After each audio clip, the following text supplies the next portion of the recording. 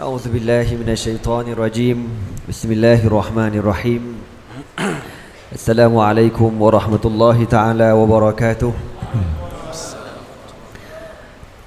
الحمد لله الذي أرسل رسوله بالهدى ودين الحق ليظهره على الدين كله ولو كره الكافرون أشهد أن لا إله إلا الله وحده لا شريك له وأشهد أن محمدا عبده ورسوله اللهم صل وسلم وبارك على سيدنا محمد وعلى آله وصحبه أجمعين أما بعد.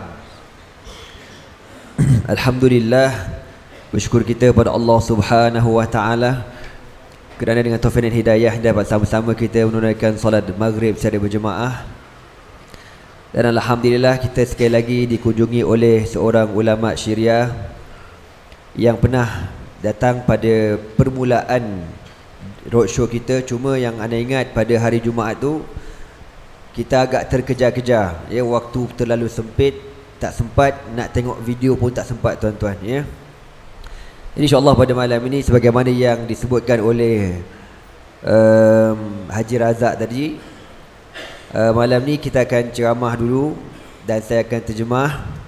Kemudian kita akan buka soal jawab kalau ada. Lepas soal jawab baru kita tengok tayangan video insya-Allah. Sebelum kita meneruskan ceramah pada malam ni, saya perkenalkan dulu di sebelah kanan saya Syekh Abdul Rahman Al-Muqri. Kawan satu sekolah di Syria. Cuma saya lebih awal habis. Sebab saya lebih awal daripada dia lah. Dia muda lagi daripada saya. Walaupun pada tengok muka lebih kurang macam muda juga aku. Ni tak kahwin lagi ni makcik. Nak buat menantu boleh. Handsome pun handsome kan? Wasim. Ya. Bagus. Anak sulung ni, ya. Anak sulung ni biasa bertanggungjawab. Gitunya. Syekh Abdul Rahman Al-Muqri ni sekarang belajar di University Mediu Madinah di Plaza Masalam Section 13 Section 9 Shah Alam. Dan beliau ada adik dekat sini, juga pelajar di situ.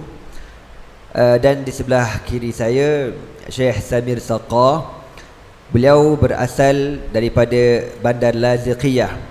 Syekh Abdul Rahman asal daripada Damsyik. Damsyik tu kalau macam Malaysia ni Kuala Lumpur lah, ya. Damsyik tu macam KL, tempat perhimpunan bersih bau-bau ni tuan-tuan. Gitu. Syekh Samir ni daripada Laziqiyah. Laziqiyah ni tuan-tuan tempat bandar asal usul keturunan Hafiz Al-Asad. Jadi Syekh Samir dikenal sangat keluarga Hafiz Al-Asad, ya, Fir'aun Syria ni dikenal sangat. Beliau mendapat pendidikan di Mahad Fatihul Islami di Damsyik, Syria, dalam bidang syariah dan bahasa Arab. Kemudian setelah selesai beliau daripada pengajian, beliau menjadi imam, khatib dan juga mudir di sebuah mahad tahfiz Al-Quran di Damsyik, Syria. Kemudian sehinggalah berlakunya kebangkitan rakyat di Syria pada tahun lepas, pada tahun 2011 bulan 3. Beliau terlibat secara langsung dalam kebangkitan rakyat, memberi bantuan dan sebagainya, sehinggalah beliau terpaksa keluar daripada Syria di atas sebab-sebab keselamatan. Beliau kali pertama datang ke Malaysia seorang diri. Dia datang ke negara kita dengan sebab dia ramai kawan-kawan, ya. Sebab di Syria dulu ramai budak-budak Malaysia belajar kat sana, jadi kawan-kawan dia ramai kat sini. Kemudian kali kedua dia pulang semula, tapi tidak ke Syria, ke Turki sahaja. Kemudian ahli keluarga dia terpaksa keluarkan anak dan isterinya daripada Syria, dengan sebab di Syria siapa sahaja yang terlibat menentang Bashar al-Assad akan ditangkap ahli keluarga dia. Kalau dia tak jumpa suami, dia akan cari isteri, dia akan cari anak-anak, dia akan tangkap, seksa, sembelih dan bunuh. Lalu dikeluarkan keluarganya. Dan akhirnya beliau berada di negara kita dan sekarang beliau mendapat perlindungan daripada UNHCR selama setahun. Kemudiannya lagi, beliau merupakan wakil NGO Al-Hay'ah Al-Ulyah Al-Ighathah As-Suriyah Lil-Ighathah As-Suriyah yang berpusat di Turki. Untuk makluman tuan-tuan, kami NGO Muslim Care sekarang bekerjasama dengan NGO Badan penyelamat tertinggi rakyat Syria di Turki yang Haji Razak sebut tadi. Kami akan ke sana insya-Allah, dan kami sekarang dah buat persediaan untuk membawa segala bantuan kemanusiaan, dan kami akan sampaikan melalui NGO yang berpusat di Turki. Untuk makluman tuan-tuan, NGO ini diketuai oleh seorang bernama Ahmad bin Muhammad Ali As-Sabuni, anak kepada seorang ulama Syria yang terkenal yang tinggal di dalam buangan negara.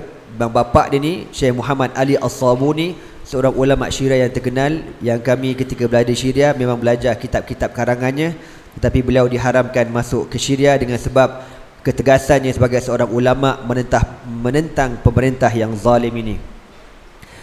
Dan insya-Allah pada malam ni kita akan dengarlah apa sebenarnya yang berlaku di Syria, dan saya akan cerita dalam 4 perenggannya, dan saya akan terjemahkan. Dan macam saya katakan tadi, insya-Allah pada dah habis nanti kita akan buka soal jawab kalau ada, dan kita akan saksikan tangan video. Falyatafaddal ila fadilatina. Bismillahirrahmanirrahim. Alhamdulillahi rabbil alamin, hamdash syakirin. Alhamdulillah alladzi la yuhmadu ala makruhin siwah. Wa na'udzu billahi ta'ala an nakuna min ahli an-nar. Allahumma la sahla illa ma ja'altahu sahla wa anta taj'alul hazna idza syi'ta sahla. Allahumma sahhil lana umurana waftah 'alaina futuhal 'arifin ووفقنا توفيق الصالحين وفهمنا فهم النبيين. لا إله إلا الله وحده لا شريك له.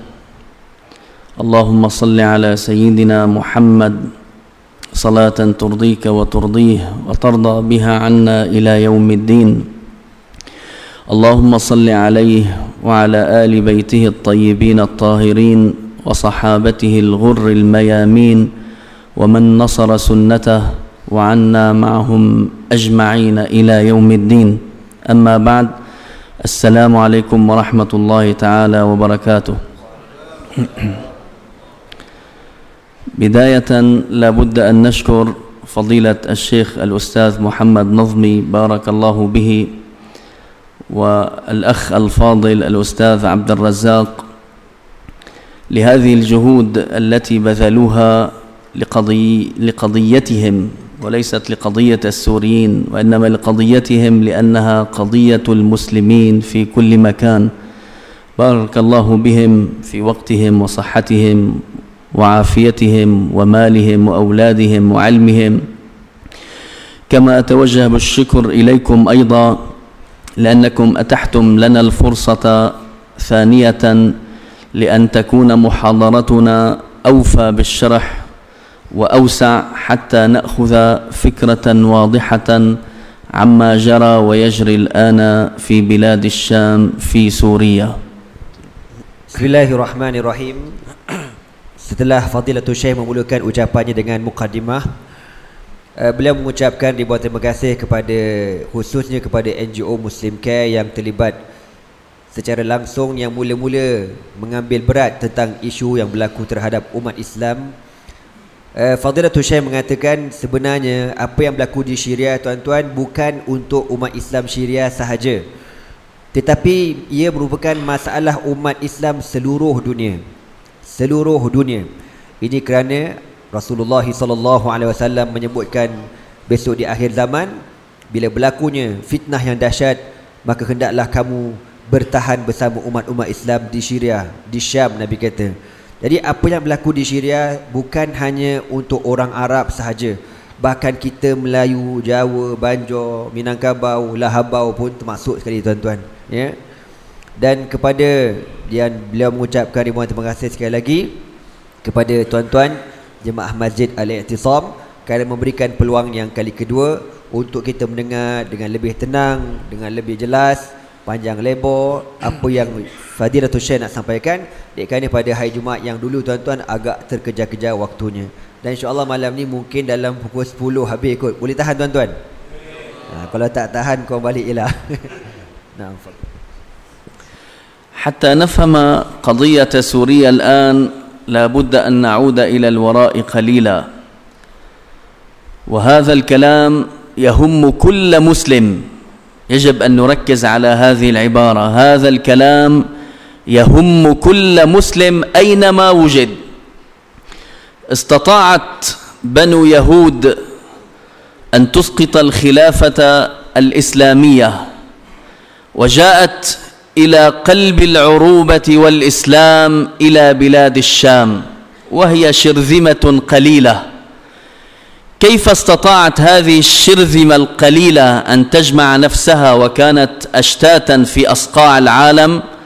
اجتمعت، وعلى الرغم من قلتها بالعدد إلا أنها تملك كل أنواع القوى في العالم، هي مركز القوة ولكن المادية فقط. جاءت إلى قلب بلاد العروبة والإسلام إلى بلاد الشام، أسقطت الخلافة ثم احتلت الجزء الأغلى في بلاد الشام ألا وهو المسجد الأقصى وما حوله. كيف تستطيع أن تعيش هذه أو هذا الكيان المحتل الغاصب العدو الحاقد؟ لابد أن تشرع في الخطط حتى تضمن حمايتها وأمنها وحياتها وبقائها. اختارت أولا بلاد الشام، لأن بلاد الشام هي يعني لها ميزة استراتيجية، لأنها تجمع قارات العالم كلها من خلال معبرها البري الوحيد، ولأن بلاد الشام تحوي من الخيرات الشيء الكثير التي وهبها الله إياها، ولأن بلاد الشام، وهذا هو الأهم لنا كمسلمين، هي مهبط الوحي وأرض الأنبياء والرسل. ولذلك فإن الآيات نزلت في فضائل بلاد الشام، والأحاديث النبوية كثيرة، بل إن مؤلفات ألفت لكبار علماء الإسلام في فضائل بلاد الشام. لذلك حرص آل بيت رسول الله صلى الله عليه وسلم وصحابته الكرام أن يهاجروا إلى بلاد الشام، عسى ولعل أن تكون خير مكان كما بين لهم النبي صلى الله عليه وسلم. لذلك فإن اليوم في بلاد الشام أكثر من 10,000 صحابي طبعا، ومنهم من آل بيت النبي صلى الله عليه وسلم. إذن حتى تضمن إسرائيل بقاءها وأمنها، زرعت عملاء لها في الدول المجاورة بعد أن أخذت جزءا من أراضيها، من أراضي هذه الدول المجاورة لها، مزيدا في أمنها وأمانها. في مصر سمعتم بحسني لا بارك الله به كيف كان يدافع عن إسرائيل، وكيف كان يضيق على الفلسطينيين وخصوصا أهل غزة، وكيف كان يورد الغاز إلى إسرائيل بأبخس الأثمان. والأردن تعلمون أن فيها سفارة لتل أبيب، وفي لبنان يوجد حزب اللات الذي هو على الحدود مباشرة مع إسرائيل حتى يحميها من كل اللبنانيين. وأما في سوريا بيت القصيد جعلت إسرائيل حافظ الأسد منذ بداية السبعينات، حيث جاء إلى السلطة اغتصابا. جاء حافظ الأسد إلى السلطة ولأنه جاء بمؤامرة يهودية أمريكية صهيونية ماسونية، جاء لينفذ هذا المخطط، يعني جاء ليقضي على الإسلام وليكسر شوكة المسلمين. فأول شيء حاربه هو الإسلام وأهل الإسلام، يعني العلماء. أسقط رابطة العلماء، ثم منع الصلاة في كثير من الأماكن إلا المساجد والبيوت. في كل مكان سرق أموال البلد حتى ينشغل الناس بلقمة عيشهم. أدرك المسلمون والسوريون هذه المؤامرة بأبعادها، ليس فقط في سوريا بل في بلاد الشام كلها، لأن بلاد الشام هي لبنان وسوريا والأردن وفلسطين. أدركوا ماذا يعني أن تأتي إسرائيل إلى قلب بلاد الشام، يعني قلب العالم الإسلامي. ثم زرع هؤلاء العملاء المتآمرين مع إسرائيل، ثم كيف يحاربون الإسلام، وكيف أسقطوا فريضة الجهاد في سبيل الله حتى ينسى المسلمون وينسى العرب وينسى أهل الشام حتى ينسوا القضية الأم ألا وهي الجهاد في سبيل الله وتحرير الأقصى، فأرادوا أن يسقطوا نظام الأسد، ولكن الأسد المجرم عليه لعنة الله جاء إلى مركز قوتهم وكان في مدينة حماه، فحصلت المجزرة التي لم يشهد التاريخ مثلها في وحشيتها ودمويتها وإجرامها.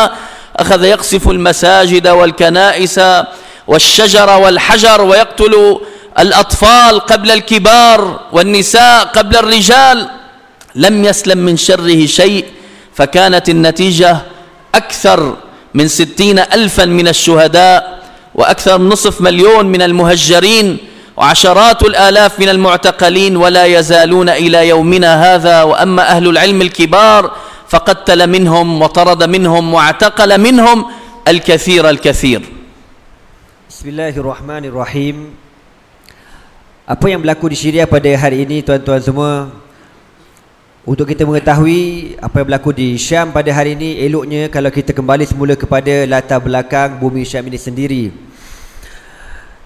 Anak-anak Yahudi ataupun Israel, golongan-golongan Israel ni, tuan-tuan, apabila menguasai bumi Syam pada tahun 1924, bermula apabila jatuhnya kerajaan Al-Khilafah Al-Islamiyah Al-Uthmaniyah di negara umat Islam, Yahudi menguasai bumi Palestin.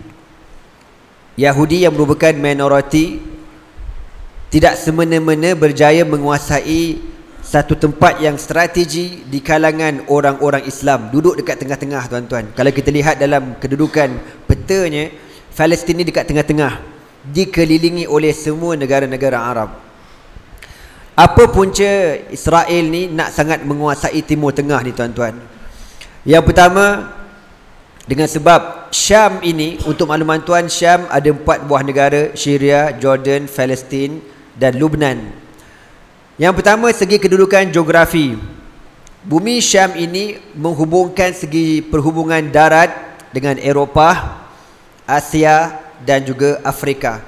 Nanti saya akan tunjukkan pada akhir ceramah nanti lebih detail dalam video nanti, insya-Allah. Yang pertama, dengan sebab kedudukan Syam ini begitu strategi, menghubungkan jalan darat Eropah, Asia dan juga Afrika. Yang keduanya, tuan-tuan, bumi ini merupakan bumi yang kaya. Dia ada petrol, ada gas, ada bahan galian, dan di waktu yang sama, bumi ini antara bumi yang paling tertua di dunia dan bersejarah. Ini antara nilai yang cukup mahal, tuan-tuan, ya, sebab bumi yang bersejarah ini dia mempunyai nilai yang cukup tinggi, nilai sejarah, nilai harta karun dan sebagainya, tuan-tuan. Ya, dipahamkan bumi Syam ini umurnya melebihi 4,000 tahun, tuan-tuan, tuanya bumi Syam ini. Dan yang ketiganya, tuan-tuan, dengan sebab bumi Syam ini merupakan tempat turunnya wahyu Allah Subhanahu wa taala. Kebanyakan para nabi dan rasul alaihi wassalatu wassalam bermula daripada anak-anak Nabi Adam, Qabil dan Habil. Seterusnya sehinggalah zaman Nabi Muhammad sallallahu alaihi wasallam. Boleh kita katakan seluruh nabi rasul ini kebanyakan mereka tinggal dekat kawasan tersebut, kawasan Syam. Hatta Nabi Muhammad sallallahu alaihi wasallam, sepanjang hidup Nabi, Nabi tak pernah bermusafir kecuali 4 kali, tuan-tuan. 3 kali sebelum berpindah ke Madinah. Kali pertama ketika Nabi berumur 8 tahun, ikut pakcik dia Abu Talib berniaga di sebuah tempat nama Busra. Busra ini satu kota lama di selatan Syria bersempadan dengan Jordan yang bernama Busra. Kemudian ketika Nabi berumur 25 tahun, Nabi berniaga sekali lagi, meniaga barang-barang perniagaan Khadijah bintu Khuwailid juga di Busra. Dan kali ketiga ketika Nabi SAW dibawa oleh Allah Subhanahu wa taala dalam satu peristiwa perjalanan Al-Isra'u wal Mi'raj. Nabi dibawa terbang ke Palestin, transit dekat Palestin, kemudian terus diangkat ke langit melalui peristiwa Al-Mi'raj. Dan yang keempat, Nabi berhijrah ke Al-Madinatul Munawwarah. Itulah 4 kali sepanjang hidup Nabi SAW. Nabi tak pernah pergi dekat mana-mana negara kecuali 2 negara ini. Di waktu yang sama, bumi ini merupakan bumi yang disebut di dalam Al-Quran. Allah Ta'ala berfirman, Subhanallazi asra bi'abdihi laylan minal masjidil harami ilal masjidil aqsa allazi barakna hawlahu. Maha suci Allah yang menjalankan hambanya pada waktu malam daripada Masjidil Haram ke Masjid Al-Aqsa yang kami berkati di sekelilingnya. Sekeliling Al-Aqsa ini tuan-tuan, tanah ini merupakan tanah yang diberkati oleh Allah Subhanahu wa taala. Negara kita macam mana cantik, macam mana lawa pun tuan-tuan, tak ada satu pun ayat Quran kata yang kami berkati di sekelilingnya. Tak ada tuan-tuan. Ya. Itu yang pertama. Kemudian Allah Taala sebut dalam Al-Quran, wa najainahu wa lutan ilal ardi allati baraknah, dan kami selamatkan Lut dan ahli keluarganya ke sebuah bumi yang kami berkati bumi tersebut. Itulah bumi Syam. Dan Rasulullah SAW sebut pula dalam hadis-hadis yang lain, Nabi kata, Allahumma barik lana fi Syamina. Ya Allah, berkatkan kami pada Syam kami. Nabi sebut, Ya Allah, berkatkan kami pada Syam kami. Nabi tak kata, Ya Allah, berkatkan kami pada Syam, tetapi Nabi idhafatkan, Nabi sandarkan, nisbahkan dirinya kepada Syam. Ya Allah, berkatkan kami pada Syam kami. Bukan Syam kami kazi tuan-tuan. Syam kami kazi baru call aku tadi, dia tukar nombor telefon, dia kata. Dah sihat dah, alhamdulillah. Ya. Jadi nak sebutnya bumi ini berkat. Dan ramai para sahabat, lebih kurang 10,000 para sahabat Nabi ditanam di kawasan Syria tuan-tuan. Lebih 10,000 orang. Itu nak sebut bumi ni bumi yang berkat. Negara kita macam saya kata tadilah, macam mana lawa, macam mana canggih, macam mana cun, ada tak kubur sahabat Nabi? Ada? Mana tahu kok tuan-tuan ada jumpa ke aku tak jumpa? Ada ustaz dekat Batang Juntai. Aku nak tanya sahabat apa namanya sahabat tu kan? Tak ada. Kok ada kat Pulau Besar Melaka ke? Tak ada tuan-tuan. Kita tak ada sahabat Nabi, kita ada wali tuan-tuan. Itu pun bukan wali kutub, wali nikah tuan-tuan. Ya, kita tak ada. Bab-bab kubur sahabat memang tak ada. Jauh beza kita ni dengan bumi Syam. Jadi lebih 10,000 para sahabat Nabi meninggal dunia di Syam. Sehinggalah tuan-tuan, Palestin ini ataupun Israel, apabila dia nak mengekalkan kuasanya di Timur Tengah, dia mesti memastikan negara-negara yang bersekeliling dengan mereka merupakan negara yang boleh dilakukan sebagai boneka dan proksi mereka. Sebagai contoh, Mesir. Mesir bersempadan dengan Palestin pada sempadan Rafah, menghubungkan dengan Gaza di dalam Palestin itu. Ketika berlaku peperangan antara Hamas dengan Israel pada tahun 2008, yang terlibat menyekat segala bantuan kemanusiaan masuk ke dalam Palestin, siapa dia tuan-tuan? Ialah kerajaan Mesir sendiri di zaman Husni la barakallahu fihi. Dan di Mesir ada kedutaan Israel Tel Aviv di dalam Mesir. Kemudian yang bersepadan dengan Palestin ialah Jordan. Jordan pun sebuah negara yang tak nak pening kepala. Dia dah awal-awal lagi buat ittifaq salam, perjanjian damai dengan Israel, dan di Jordan ada kedutaan Israel. Kemudian Lubnan. Lubnan tuan-tuan, Lubnan ni pernah diberi gelaran satu ketika dahulu Las Vegas Arab. Tempat orang minum arak, tempat orang main perempuan tengkap, tempat orang berdangdut, semuanya dekat Lubnan. Lubnan ni ramai orang Kristian tuan-tuan. Dan orang-orang Lubnan ni rupanya inna lillahi wa inna ilaihi rajiun. Cun gila pun tak cun macam tu tuan-tuan. Macam mana cunnya orang Syria ni. Korang kalau bab tu semangat selalulah korang ni. Jadi ini antara nak sebut teruknya bumi Lubnan ini. Hizbullah yang ada situ pun tak boleh dipercayai. Nanti kita cerita panjanglah insya-Allah pasal Hizbullah ni. Hizbullah ni tuan-tuan sekarang namanya cukup buruk di kalangan negara-negara Arab kerana dia terlibat secara langsung mempertahankan Israel dan membunuh umat Islam di Syria. Dan di waktu yang sama, Syria tuan-tuan dikuasai oleh Hafiz al-Assad. Hafiz al-Assad ketika menaiki tampuk pemerintahan pada awal 1970-an. Untuk makluman tuan-tuan semua, Hafiz al-Assad ini daripada etnik Syiah An-Nusairiyah Al-Alawiyah.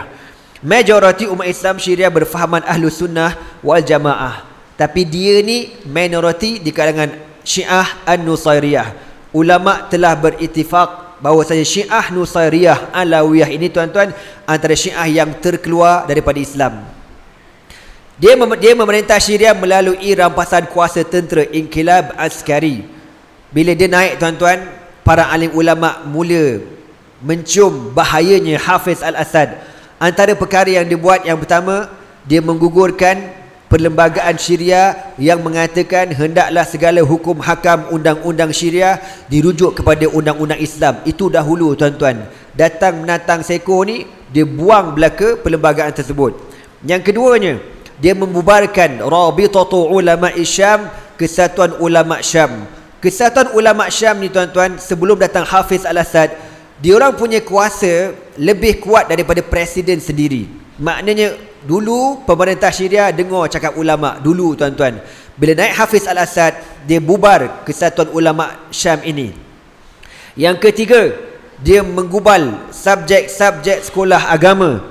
Tak dibenarkan mengajar subjek jihad, dengan harapan supaya umat Islam terus lupa jihad dan mati semangat jihad, dan secara tidak langsung terus melupakan tanggungjawab mereka untuk membebaskan setiap inci bumi Palestin daripada Yahudi alaihi la'natullah. Saya nak cerita sikit tuan-tuan. Yang ni bukan Syekh cerita, ni aku cerita. Sebab saya pernah belajar di Syria. Saya belajar di Syria pada tahun 1992 sampai 1998. Ketika kami di tahun akhir tuan-tuan, ini cerita pasal bagaimana Hafiz al-Assad ni tekan ataupun dia rosakkan silibus sekolah ma'had ya. Ketika kami pada tahun akhir, saya masa tu nak belajar dalam fiqh ni kan, kita dah belajar belaka dah, ibadat, munakahat, muamalat sampai babul jinayat. Sampai babul jinayah yang mengajar kami ialah Syekh Muhammad Nazir Maktabi. Anda ingat lagi pagi tu dia kata apa? Dia kata korang lupakan aje lah subjek ni, tak payah belajar. Anda kata kenapa tak payah belajar Syekh? Tak payah belajar lah, dia kata. Kalau kau belajar pun tak ada orang ikut undang-undang ni. Syekh tu cakap macam dia fras tau. Anda kata pelik Syekh aku ni. Kan macam fras lah. Dia kata kalau kau belajar pun orang tak ikut, dia kata undang-undang Islam ni. Maknanya dah lama dah dia orang sabar tuan-tuan. Lala kita dah pun pujuk. Saya kata okeylah, kalau kau nak belajar boleh, tapi tak boleh belajar dalam kelas. Dia pun ajak kita orang keluar daripada kelas. Kita orang semua masuk dalam store tuan-tuan. Dekat sekolah tu ada satu store, tempat simpan barang, perut belanga, entah menatang apa semua dekat situ. Kita pun susun meja kursi dalam tu. Dan bila dah masuk dalam store, Syekh tutup belaka tingkap rapat-rapat, pintu rapat-rapat, dan barulah beliau boleh mengajar babul jinayah. Kenapa tuan-tuan? Sebab babul jinayah ini berkaitan dengan undang-undang hudud, qisas ya, hudud, qisas dan ta'zir, dan dia berkaitan dengan undang-undang negara. Di Syria tuan-tuan, pelajaran itu tak dibenarkan diajar di sekolah. Boleh belajar, tapi sekadar dalam kitab, tak boleh keluar pada kitab. Sebab kalau kau sebut benda undang-undang Islam kena kerajaan, nanti SB ada tuan-tuan. Tahu SB kan? Siput balik bayar, ambil kau sebiji. Ya? Dia akan datang, bila dia tahu sekolah tu mengajar subjek tu tuan-tuan, dia akan tangkap Syekh, dia akan tutup sekolah, dan dia akan halau kita balik ke negara masing-masing. Ini nak sebut yang berlaku di Syria. Lalu kami sepanjang-panjang belajar subjek hukum hudud dan qisas ta'zir tuan-tuan. Sepanjang-panjang tahun duduk dalam store tuan-tuan, dibimbangi, ada SB tahu Syekh mengajar benda tu di dalam sekolah. Lalu Hafiz al-Assad tekan, lalu bangkitlah ulama tuan-tuan pada tahun 1982 di sebuah bandar bernama Hamah. Pada tahun 1982, bila para alim ulama bangkit menentang pemerintah yang zalim ini. Kebangkitan rakyat ni tuan-tuan bukan sehari dua ni tuan-tuan, dah lama dah. Daripada tahun 1982 ulama bangkit. Hafiz al-Assad bila melihat rakyat bangkit tuan-tuan, dia buat apa? Dia bom bandar Hamah ni, dia serang bandar Hamah ni selama lebih kurang sebulan. Lebih kurang sebulan dia bunuh, hasilnya seramai 60,000 umat Islam gugur syahid. Lebih 20,000 dipenjarakan. Salah seorang yang dipenjarakan abang kepada guru saya sendiri, almarhum Syekh Muhammad Khair Himsi rahmatullahi alaihi. Dan lebih setengah juta umat Islam Syria dihalau keluar daripada Syria. Jadi tuan-tuan, keganasan, kezaliman Hafiz al-Assad ini sudah begitu lama berakar umbi. Dan saya pernah baca satu artikel di internet, seorang anggota tentera Syria mengatakan kami diarahkan bunuh setiap hari tak kurang 500 orang. Paling kecil budak-budak umur 12 ataupun 13 tahun mesti kami bunuh. Lalu tuan-tuan, berlakulah pembunuhan besar-besaran di Bandar Hamah pada tahun 1982. Cuma zaman tu tuan-tuan, zaman tak ada internet, orang dunia luar tak tahu, zaman tidak ada Facebook, orang tak tahu benda yang berlaku di Syria. Zaman tu hanya ada pencil box saja tuan-tuan. Sehinggalah Hafiz Al-Assad ini bila dia bunuh pada tahun tersebut, dia nak khabar kepada orang Syria siapakah Hafiz Al-Assad. بعد هذه المجزرة التي قام فيها حافظ المجرم عليه لعنة الله، تمكن أكثر وازدادت قوته في السلطة، حيث قضى على العلماء وعلى المسلمين الثوار الأبطال، فلذلك تفرد في السلطة ولم يسمح لأي شخص أن يترشح معه في الرئاسة. ونحن نظام جمهوري، ولكن في الحقيقة فعليا هو نظام ملكي. نذهب يوم الاستفتاء حتى نقول لحافظ الأسد نعم إلى الأبد يا حافظ الأسد. منع التعدد السياسي، منع الأحزاب الإسلامية والانتماء إليها بأي شكل من الأشكال ولو كانت خارج البلاد، فكل من انتمى لأي حزب إسلامي مباشرة إلى الإعدام شنقا حتى الموت. ولذلك فإن حافظ الأسد ازدادت قوته، وكل من يخالف كلامه كان يؤخذ به مباشرة إلى السجن، ربما يعذب وربما يقتل، وربما يقتل نتيجة التعذيب. وهكذا ازداد الخوف والرعب عند الناس، فلم يجرؤ أحد أن يتكلم بكلمة ولا أن يقول رأيا. إن عدمت الحرية، إن عدمت الكرامة، ازداد الفساد، الرشاوى، سرقة الأموال، محاربة الإسلام، محاربة المسلمين، والتضييق عليهم. حتى طلاب العلم الذين يأتون من الخارج، بلاد الشام معروفة أنها قبلة طلاب العلم الذين يأتون من كل مكان. والشيخ نظمي عايش جزءا من هذا الواقع المجرم الذي كان في أيام المجرم حافظ عليه لعنة الله، إلى أن مات غير مأسوف عليه. ولكن المؤامرة لم تمت، لأن إسرائيل لا تزال في فلسطين، لا تزال غاصبة، لا تزال محتلة. لذلك لا بد أن تستمر المؤامرة. فتأتي مادلين أولبرايت لتطمئن العائلة النجسة، العائلة الأسدية، تقول إنكم خير من حمى إسرائيل. لذلك فإن المكافأة أن تبقى العائلة الأسدية في السلطة، فيأتي بشار ولكنه لا يتناسب مع الدستور، فإذا بالدستور يعدل في بضع دقائق ليصبح بشار الابن الوريث، أول وريث للسلطة في نظام جمهوري في العالم العربي والإسلامي هو بشار المجرم. أكثر من 10 سنوات بشار لا يزال في السلطة، مارس إجراما أكثر من والده. الإجرام الذي يفعله بشار اليوم أكثر من والده بكثير، وإن الثورة التي قامت في سوريا خير دليل على هذا الكلام. Selepas berlakunya pembunuhan beramai-ramai pada tahun 1982 di Hamah, Hafiz Al-Assad nak ajar kepada rakyat dia, inilah Hafiz Al-Assad. Sesiapa yang cuba melawan pemerintahan ini akan ditangkap, diseksa dan dibunuh. Di Syria, sebagaimana yang Fadilatul Syekh menyebutkan tadi, kami di Syria tidak ada pilihan raya. Kami hanya ada satu parti sahaja, Parti Ba'as Al-Ishtirakiyah, parti sosialis yang memerintah Syria. Satu tu sahaja. Dan di Syria tidak ada langsung parti pembangkang, tak dibenarkan ada. Kita ada tuan-tuan, tapi nak menang payah sikit. Ya kan? Kita kena bersih banyak sikit tuan-tuan, bola bersih betul-betul. Yang tu aku cakap, bukan saya cakap Okey tuan-tuan, muslimin muslimat yang dirahmati Allah sekalian, di Syria Syekh kata tidak ada parti Islam.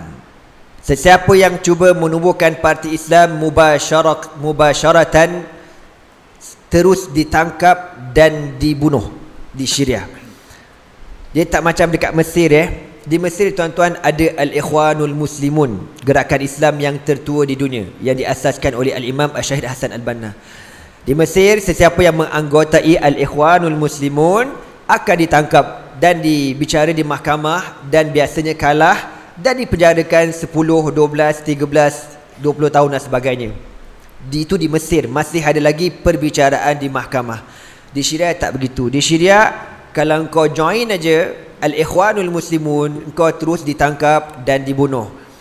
Ana belajar di Syria tuan-tuan ketika zaman Hafiz Al-Assad. Kami di Syria ketika belajar dahulu, nak sebut nama Ikhwan tak berani. Tak berani nak sebut nama Ikhwan. Hatta nak sebut nama orang tua Al-Assad ni pun tak berani. Kita orang panggil dia Pak Long je. Pak Long, gambar Pak Long kita kata. Dulu mula aku pun tak faham juga menatang apa Pak Long. Rupanya Hafiz Al-Assad tuan-tuan. Jadi orang Syria setiap 7 tahun disuruh keluar beramai-ramai dan mengatakan na'am ila Hafiz Al-Assad qaiduna atau qaidina ilal abad. Ya, kepada Hafiz Al-Assad, pemerintah kami buat selama-lamanya. Di zaman saya belajar dulu tuan-tuan, kita masuk je dekat bandar Syria, kita akan nampak slogan-slogan ditulis dekat bangunan-bangunan kerajaan, Hafizul Assad qaiduna ilal abad. Hafiz Al-Assad, pemerintah kami buat selama-lamanya, forever and ever, and Batman forever tuan-tuan. Tidak ada orang boleh menggantikan Hafiz Al-Assad. Tuan-tuan pergi dekat roundabout, tuan-tuan akan nampak patung dia, Aina Hubal. Patung dia besar bapak kau tahu. Setiap roundabout besar ni antara patung Lahabau celaka ni tuan-tuan.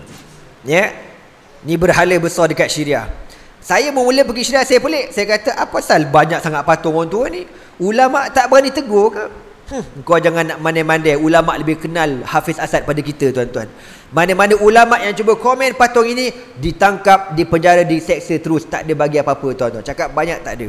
Inilah keadaan di Syria. Kalau tuan-tuan masuk dekat jabatan kerajaan, tuan-tuan akan nampak benda yang sambut tuan-tuan ialah kepala Hafiz Al-Assad dulu yang akan sambut kita. Ya. Kalau hari kebangsaan dia lukis gambar Hafiz Al-Assad sebesar-besar bangunan. Contohlah kalau dekat section 9 tu Plaza Masalam tu kan. Sebesar-besar Plaza Masalam tu muka dia, kau tahu tak? Muka Hafiz Al-Assad. Jadi rakyat Syria ni ditorture. Tidak ada orang boleh menggantikan Hafiz Al-Assad buat selama-lamanya. Itu yang ditorture dalam kepala benak orang-orang Syria. Saya lupa nak cerita tadi yang Syekh sebut, Hafiz Al-Assad tuan-tuan, ketika dia memerintah, dia tak benarkan sembahyang kecuali dalam masjid sahaja dan di rumah-rumah. Di jabatan kerajaan, pegawai-pegawai kerajaan, terutamanya askar Syria, tak dibenarkan sembahyang. Abdul Rahman yang pernah masuk askar ni, dia kata dekat anak, bagaimana diorang kalau nak sembahyang terpaksa menyorok di belakang almari, belakang pintu, dan sampai tahap ada terpaksa sembahyang menggunakan isyarat mata sahaja. Sebab siapa yang sembahyang dalam tentera Syria akan ditangkap dan didakwa sebagai teroris tuan-tuan. Itu yang berlaku di Syria. Okeylah. Lalu Hafiz Al-Assad akhirnya mati pada tahun 2000. Dia mati pada tahun 2000 tu tuan-tuan, ramai juga orang tak percaya tahu. Saya lepas pada habis di Syria, saya belajar di Mesir. Di Mesir saya jumpa dengan seorang imam masjid orang Halab. Ana tanya ke dia, betul ke Hafiz Assad ni mati? Imam kata, entahlah, aku pun tak percaya, rasa-rasa tak mati lagi kot. Kau bayang, imam masjid pun tak percaya dia mati tuan-tuan. Dengan sebab ditorture dalam kepala diorang, dia takkan mati. Yang cakap tu imam masjid, bukan JKK kampung tuan-tuan. Imam masjid yang sebut tu. Pasal apa? Dah ditorture dalam kepala, dia takkan mati. Laleh mati juga. Lalu bila mati Hafiz Al-Assad, terus datang ke Syria. Menteri Luar Amerika bernama Madeleine Albright masa tu datang ke Syria dan memastikan yang menggantikan Hafiz Al-Assad ini mestilah di kalangan keluarga Al-Assad sendiri. Lalu dilantiklah Bashar Al-Assad menjadi presiden Syria yang kedua. Ketika dilantik, Bashar Al-Assad tak layak menduduki kerusi presiden dengan sebab beliau baru berumur 34 tahun, sedangkan perlembagaan Syria mengatakan hendaklah presiden itu berumur 40 tahun ke atas tuan-tuan. Tapi dek kerana Syria tu bapak dia punya, dia gubal undang-undang beberapa minit sahaja, diisytiharkan Bashar Al-Assad menjadi presiden Syria. Bila naik Bashar Al-Assad tuan-tuan, rupa-rupanya dia punya zalim, dia punya kejam lebih kurang sama dengan bapak dia tuan-tuan. بدأت الثورة العربية في البلاد العربية بتونس ثم مصر ثم ليبيا واليمن وهكذا. نحن في سوريا أولى العرب والمسلمين بهذه الثورة والانتفاضة، ولكن 40 سنة من الاستبداد، من الظلم، من الظلام، من القهر، من الفساد، من الخوف، من الرعب، منعنا أن نفكر بالخروج في هذه الثورة التي بدأت. ولكن الله سبحانه وتعالى إذا أراد شيئا هيأ له أسبابه. جاء أطفال في المدرسة، وقد رأوا أطفالا في تونس ومصر كيف كانوا يكتبون على جدران مدرستهم، فكتبوا مثلهم: الشعب يريد إسقاط النظام. فما كان من الأمن شبيحة الأسد إلا أن اعتقلوهم وعذبوهم واغتصبوا بعضا منهم. جاء الآباء والأمهات فلم يسمعوا إلا سبا وشتما وكفرا بالله تعالى. تعالى الله عما يقولون. بل قالوا للآباء: انسوا أولادكم وأتوا بغيرهم، وإن لم تستطيعوا فأرسلوا نساءكم إلينا ونحن نجعلهم يأتون بغيرهم. سمع المسلمون والسوريون هذا الكلام وتذكروا الظلم الذي عاشوه طيلة 40 سنة، وتذكروا حريتهم التي فقدوها وكادوا أن ينسوها، وتذكروا كرامتهم التي سحقت. تذكروا كل الأحداث في لحظة واحدة التي عاشوها طيلة 40 سنة. وهناك من مات وكان يدعو الله ليل نهار أن يريه اليوم الذي ينتقم فيه للمسلمين في سوريا. لذلك خرج المسلمون والسوريون إلى الشوارع. لم تبقى اليوم مدينة ولا قرية في سوريا إلا وخرجت إلى الشارع تنادي بإسقاط النظام. والحمد لله كان شعارهم الله أكبر ولا إله إلا الله. وكانت بدايتنا من المساجد. أول ما خرجت المظاهرات بفضل الله من المساجد، من بيوت الله. لذلك فإن الأسد المجرم وشبيحته أول ما قصف المساجد، وأول ما اعتدى على المصلين، دخل إلى المساجد نفسها وضرب المصلين بالسكاكين وأحيانا بالرصاص. ولم تسلم المساجد من شرهم، قصفت مآذنها وجمعت مصاحفها، صبت عليها الخمرة وأحرقت وديست بالأرجل، وكتبت عبارات الكفر على محراب المساجد وحيطانها، عبارات الكفر والشرك. يؤلهون بشار المجرم عليه لعنة الله. حتى العلماء لم يسلموا من شر المجرم. حتى الزمن المقدس عند المسلمين والمناسبات كرمضان وكأعياد الفطر والأضحى لم تسلم من شرهم. ففي أول يوم في رمضان الفائت حصلت مجزرة كبيرة في حماة نفسها تتكرر المجازر عليها. أول يوم في رمضان الناس يستعدون لرمضان، بعد صلاة الفجر بدأت المجازر، قتل وقصف للناس المتجمعين في الساحات. عدة مئات قتلوا في ذاك اليوم. في ليلة القدر بعد أن انتهى المصلون من التهجد وقيام الليل كبروا داخل المسجد، لم يخرجوا إلى الشارع، فإذا بشبيحة المجرم يدخلون إلى المسجد ويضربون الناس بالسكاكين وأطلقوا الرصاص. حتى الشيخ أسامة الرفاعي وهو من كبار علماء العالم الإسلامي أراد أن يوقف الفتنة فتعرض للاغتيال والقتل وكاد أن يقتل. والشيخ محمد كريم راجح وفي رمضان أيضا كاد أن يقتل وأن يغتال. وكل من تكلم بكلمة الحق وكل من نطق بالحق من أهل العلم أوقف عن الخطابة أو الإمامة والتدريس وربما قتل كمفتي حلب الشيخ إبراهيم سلقيني عليه رحمة الله وجعله الله إن شاء الله من الشهداء، وغيره الكثير من أهل العلم ممن قتلوا لأنهم أرادوا أن يقفوا مع الحق. والآن ما يجري في سوريا أيها الإخوة مجازر لا تستطيع أن تصفها الكلمات، كالمجازر الأولى التي فعلتها بنو يهود في فلسطين وفي بعض المناطق في بلاد الشام. تعاد هذه المجازر حيث يؤتى بالطفل الرضيع فيذبح أمام أبيه وأمه، ويؤتى بالمرأة فتغتصب أمام زوجها أو أخيها، ثم يقتل أخوها وأبوها أمام مرأى الجميع.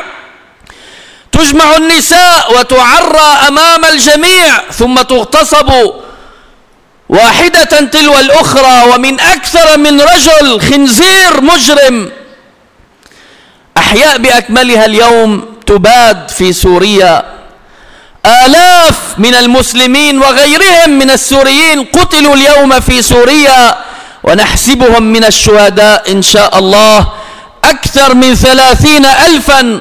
لا توجد إحصائيات دقيقة، كل ما نعلمه حسب ما تأتينا الأخبار أكثر من 30,000 من الشهداء، وأكثر من 70,000 من المفقودين، وعلى الأغلب أنهم من الشهداء. وأكثر من 1,000,000 لاجئ اليوم. اللاجئون وصلوا إلى ماليزيا، النصف الثاني من الكرة الأرضية.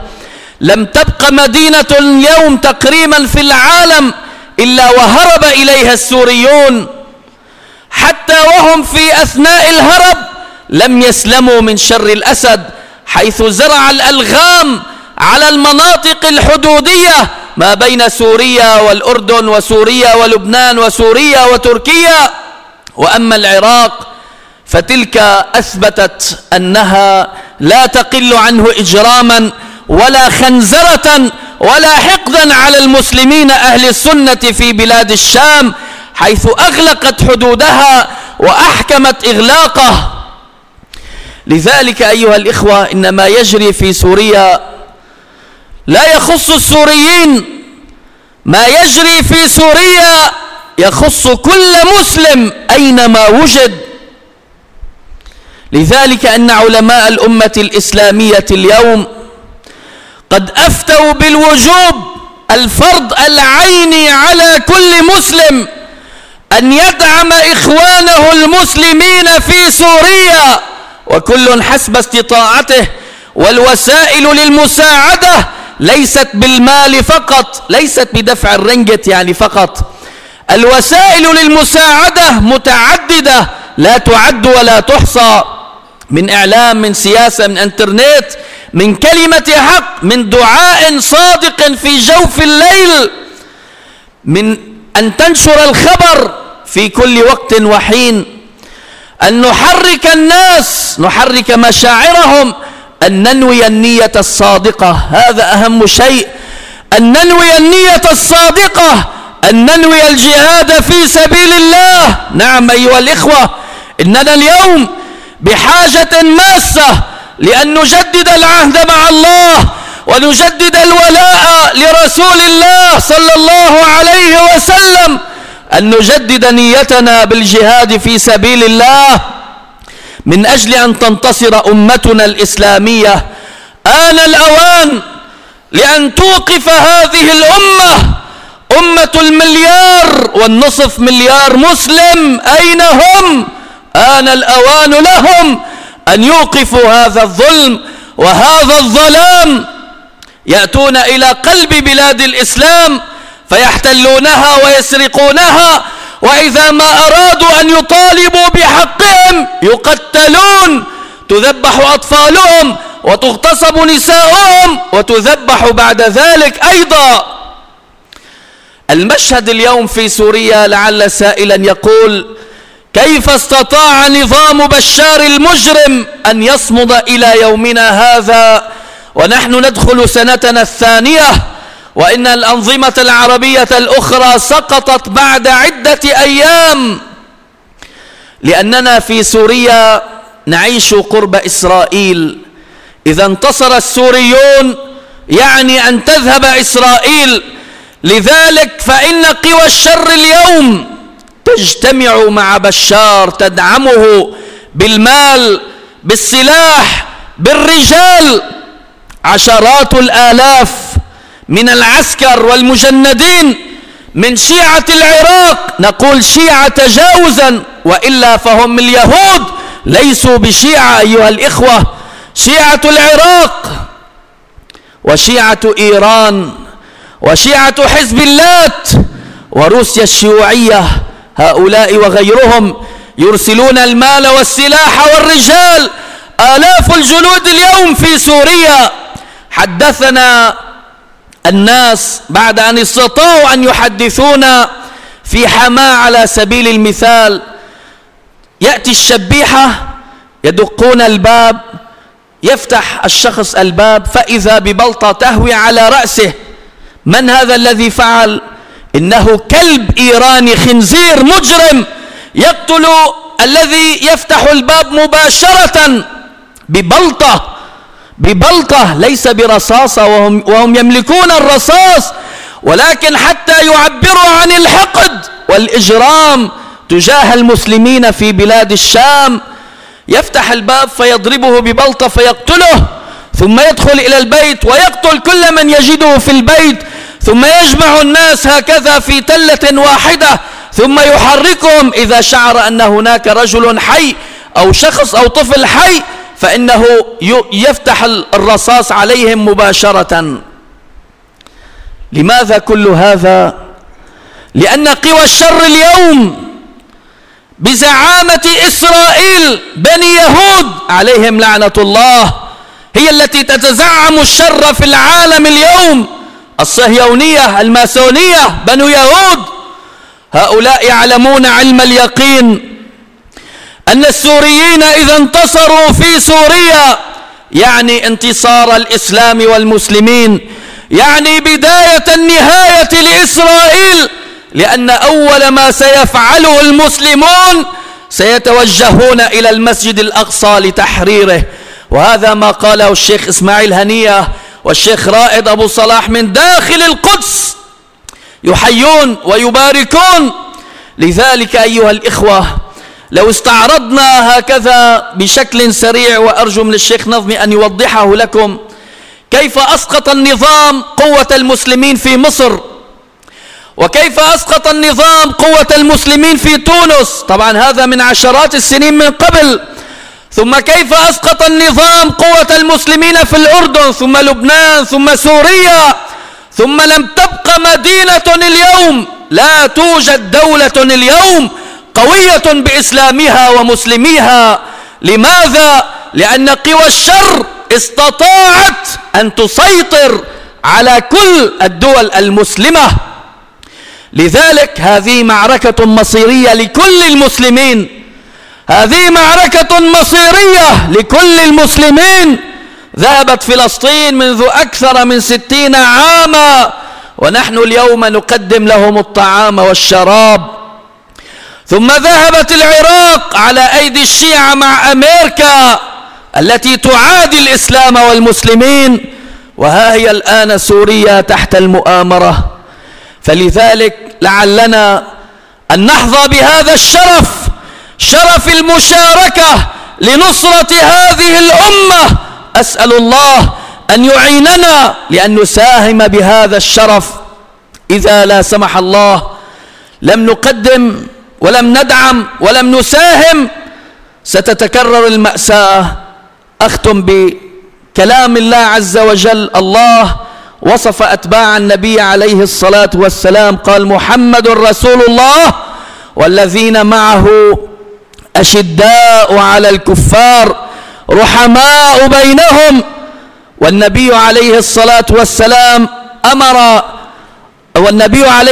والسلام أمر صحابته بالجهاد، فماذا قال الله له؟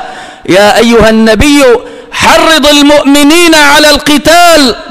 وفي آية أخرى: واغلظ عليهم، على الكفار واغلظ عليهم. يجب أن نكون أقوياء على الكفار لا أقوياء علينا. أين هم المسلمون اليوم الذين هم أشداء على الكفار وغليظون في الكلام والأفعال عليهم على أعداء الله. أين هم؟ أرجو الله عز وجل أن نفهم هذه الحقائق بأبعادها لعلنا أن نستفيق وأن نستيقظ وأن نقف موقفا يشرفنا يوم القيامة عندما نقف بين يدي الله عز وجل يوم القيامة ليحاسبنا. أسأل الله أن يوفقنا وأن يعيننا. بارك الله بكم وجزاكم الله تعالى عنا خير الجزاء. Segala-galanya bermula kebangkitan rakyat di Syria, tuan-tuan, pada tahun lepas 2011 apabila berlakunya kebangkitan di 4 buah negara Arab, Tunisia, Libya, Mesir dan juga Yaman. Bila berlaku kebangkitan di 4 buah negara Arab ini, kami di Syria tertanya-tanya, adakah mungkin kebangkitan ini akan berlaku di Syria? Jawapannya, tuan-tuan, tidak mungkin berlaku. Sehingga orang Syria mengatakan mustahil boleh berlaku. Kenapa dia kata macam tu? Dengan sebab kezaliman, penindasan, tekanan yang dilakukan oleh keluarga Al-Assad terhadap umat Islam di Syria. Tetapi Allah Subhanahu wa taala, "Idza arada syai'an hayya'a lahu asbabahu."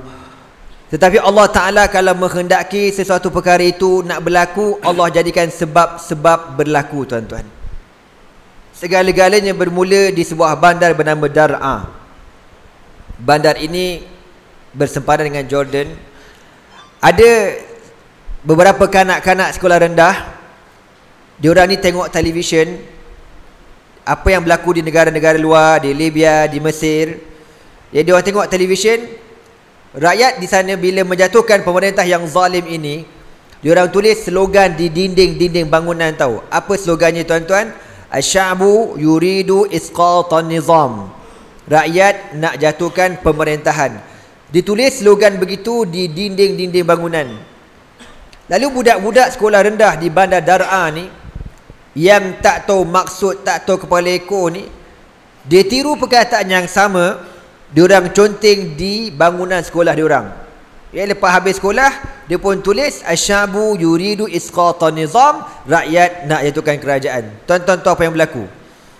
Hari itu juga Ketua Balai Polis Bandar Dar'a bernama Atif Najib mengarahkan anggota keselamatan menyerbu sekolah tu dan tangkap semua budak-budak yang terlibat menulis perkataan tersebut. Budak-budak ni sekolah rendah, bukan sekolah menengah, bukan universiti, bukan budak, budak kecil lagi. Ditangkap budak-budak ni, tuan-tuan, dan dibawa ke balai. Tuan-tuan tahu apa-apa yang diorang buat? Diseksa budak-budak ni. Antara seksa yang dikenakan, dicabut kuku mereka, tuan-tuan, dengan sebab tulis perkataan asy-sya'bu yuridu isqatan nizam, rakyat nak jatuhkan pemerintahan. Dicabut kuku mereka, disiat kulit mereka, dibelasah dan dibunuh, manakala kanak-kanak perempuan dirogol, tuan-tuan. Persoalannya, kenapa tentera dia berani buat macam ni? Sebab diorang berani. Kenapa dia berani? Pasal dia tahu kerajaan akan bela diorang selama-lamanya. Dan saya minta maaf nak cakap, tuan-tuan, benda yang sama berlaku dalam Bersih baru-baru ni. Kezaliman yang sama berlaku. Tuan-tuan, zalim ini bukan kau bom masjid tu dah zalim dah. Nabi kata dakhalat imra'atun fi narin fi hirratin. Seorang perempuan dihumbankan ke dalam neraka dengan sebab dia menyeksa seekor kucing, tuan-tuan. Seekor kucing, binatang yang tak tahu apa-apa dosa pahala, kau tak beri makan kepada dia, kau dihumbankan ke dalam neraka. Apatah lagi kau pukul, kau belasah orang awam yang tak bersalah. Sebab tu benda zalim, Nabi kata az-zulmu zulumatun yaumal qiyamah. Kezaliman ini merupakan kegelapan bagi mereka di hari akhirat besok, insya-Allah. Amin. Tuan-tuan, budak-budak ni ditangkap, dibelasah, dan ada yang dibunuh. Lalu ahli keluarga datang berkumpul di hadapan Balai Polis Bandar Dar'a. Mereka meminta supaya anak mereka diserahkan. Tuan-tuan tahu apa dia orang kata? Insau auladakum, lupakan anak-anak kamu, wa anjibu ghairahum, dan buat anak yang lain. Fa illam tastati'u, kalau kamu rasa kamu tak mampu nak buat anak yang lain, fatu bihi nisa'akum ilaina, bawa bini kau datang ke balai, kami buat bini kau beranak sekali lagi. Ini kurang hajar, celaka jawapan ni tuan-tuan. Kenapa dia berani cakap macam ni? Kerana mereka tidak ada akhlak, mereka tidak sembahyang, mereka tidak kenal Allah Subhanahu wa taala. Mereka hanya kerja ikut arahan tuan-tuan. Ini manusia menjadi binatang hina di dunia dan di akhirat lebih hina lagi tuan-tuan. Allah butakan hati mata mereka. Ya, mereka akan bertanya di hadapan Allah ketika Allah himpunkan mereka di padang mahsyar. Rabbi lima hasyartani a'ma wa qad kuntu basira. Qala kadzalika atatka ayatuna fanasitaha wa kadzalika al-yawma tunsa.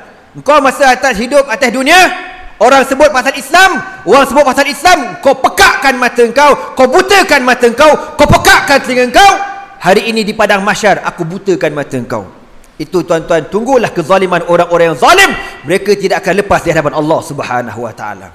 Tuan-tuan, lalu orang kampung berhimpun, anggota keselamatan keluar. Bila tengok orang kampung keluar ramai-ramai, mereka meminta supaya anak mereka diserahkan. Itu je. Diorang tak terfikir pun nak jatuhkan Bashar al-Assad. Tak ada dalam kamus hidup mereka tuan-tuan nak jatuhkan Bashar al-Assad. Tetapi anggota keselamatan keluar dan melepaskan tembakan dengan peluru hidup tuan-tuan terhadap orang-orang kampung. Habis mati orang kampung ni. Kisah pembunuhan beramai-ramai ini tersebar luas ke seluruh bandar di Syria. Daripada satu kampung ke kampung, daripada bandar ke bandar, sehingga ke seluruh negeri di Syria. Dengar berita ini, lalu apa kata orang Syria tuan-tuan? Hanal ana li'anna 'ishaka al-ahya ba'da an na'ishaka al-amwat. Sudah sampai masanya untuk kami hidup seperti orang lain boleh hidup. Setelah kami hidup lebih 40 tahun macam bangkai bernyawa. Tidak ada kemuliaan, tidak ada karamah, tidak ada muru'ah, dihina sehina-hinanya oleh pemerintah yang zalim ini.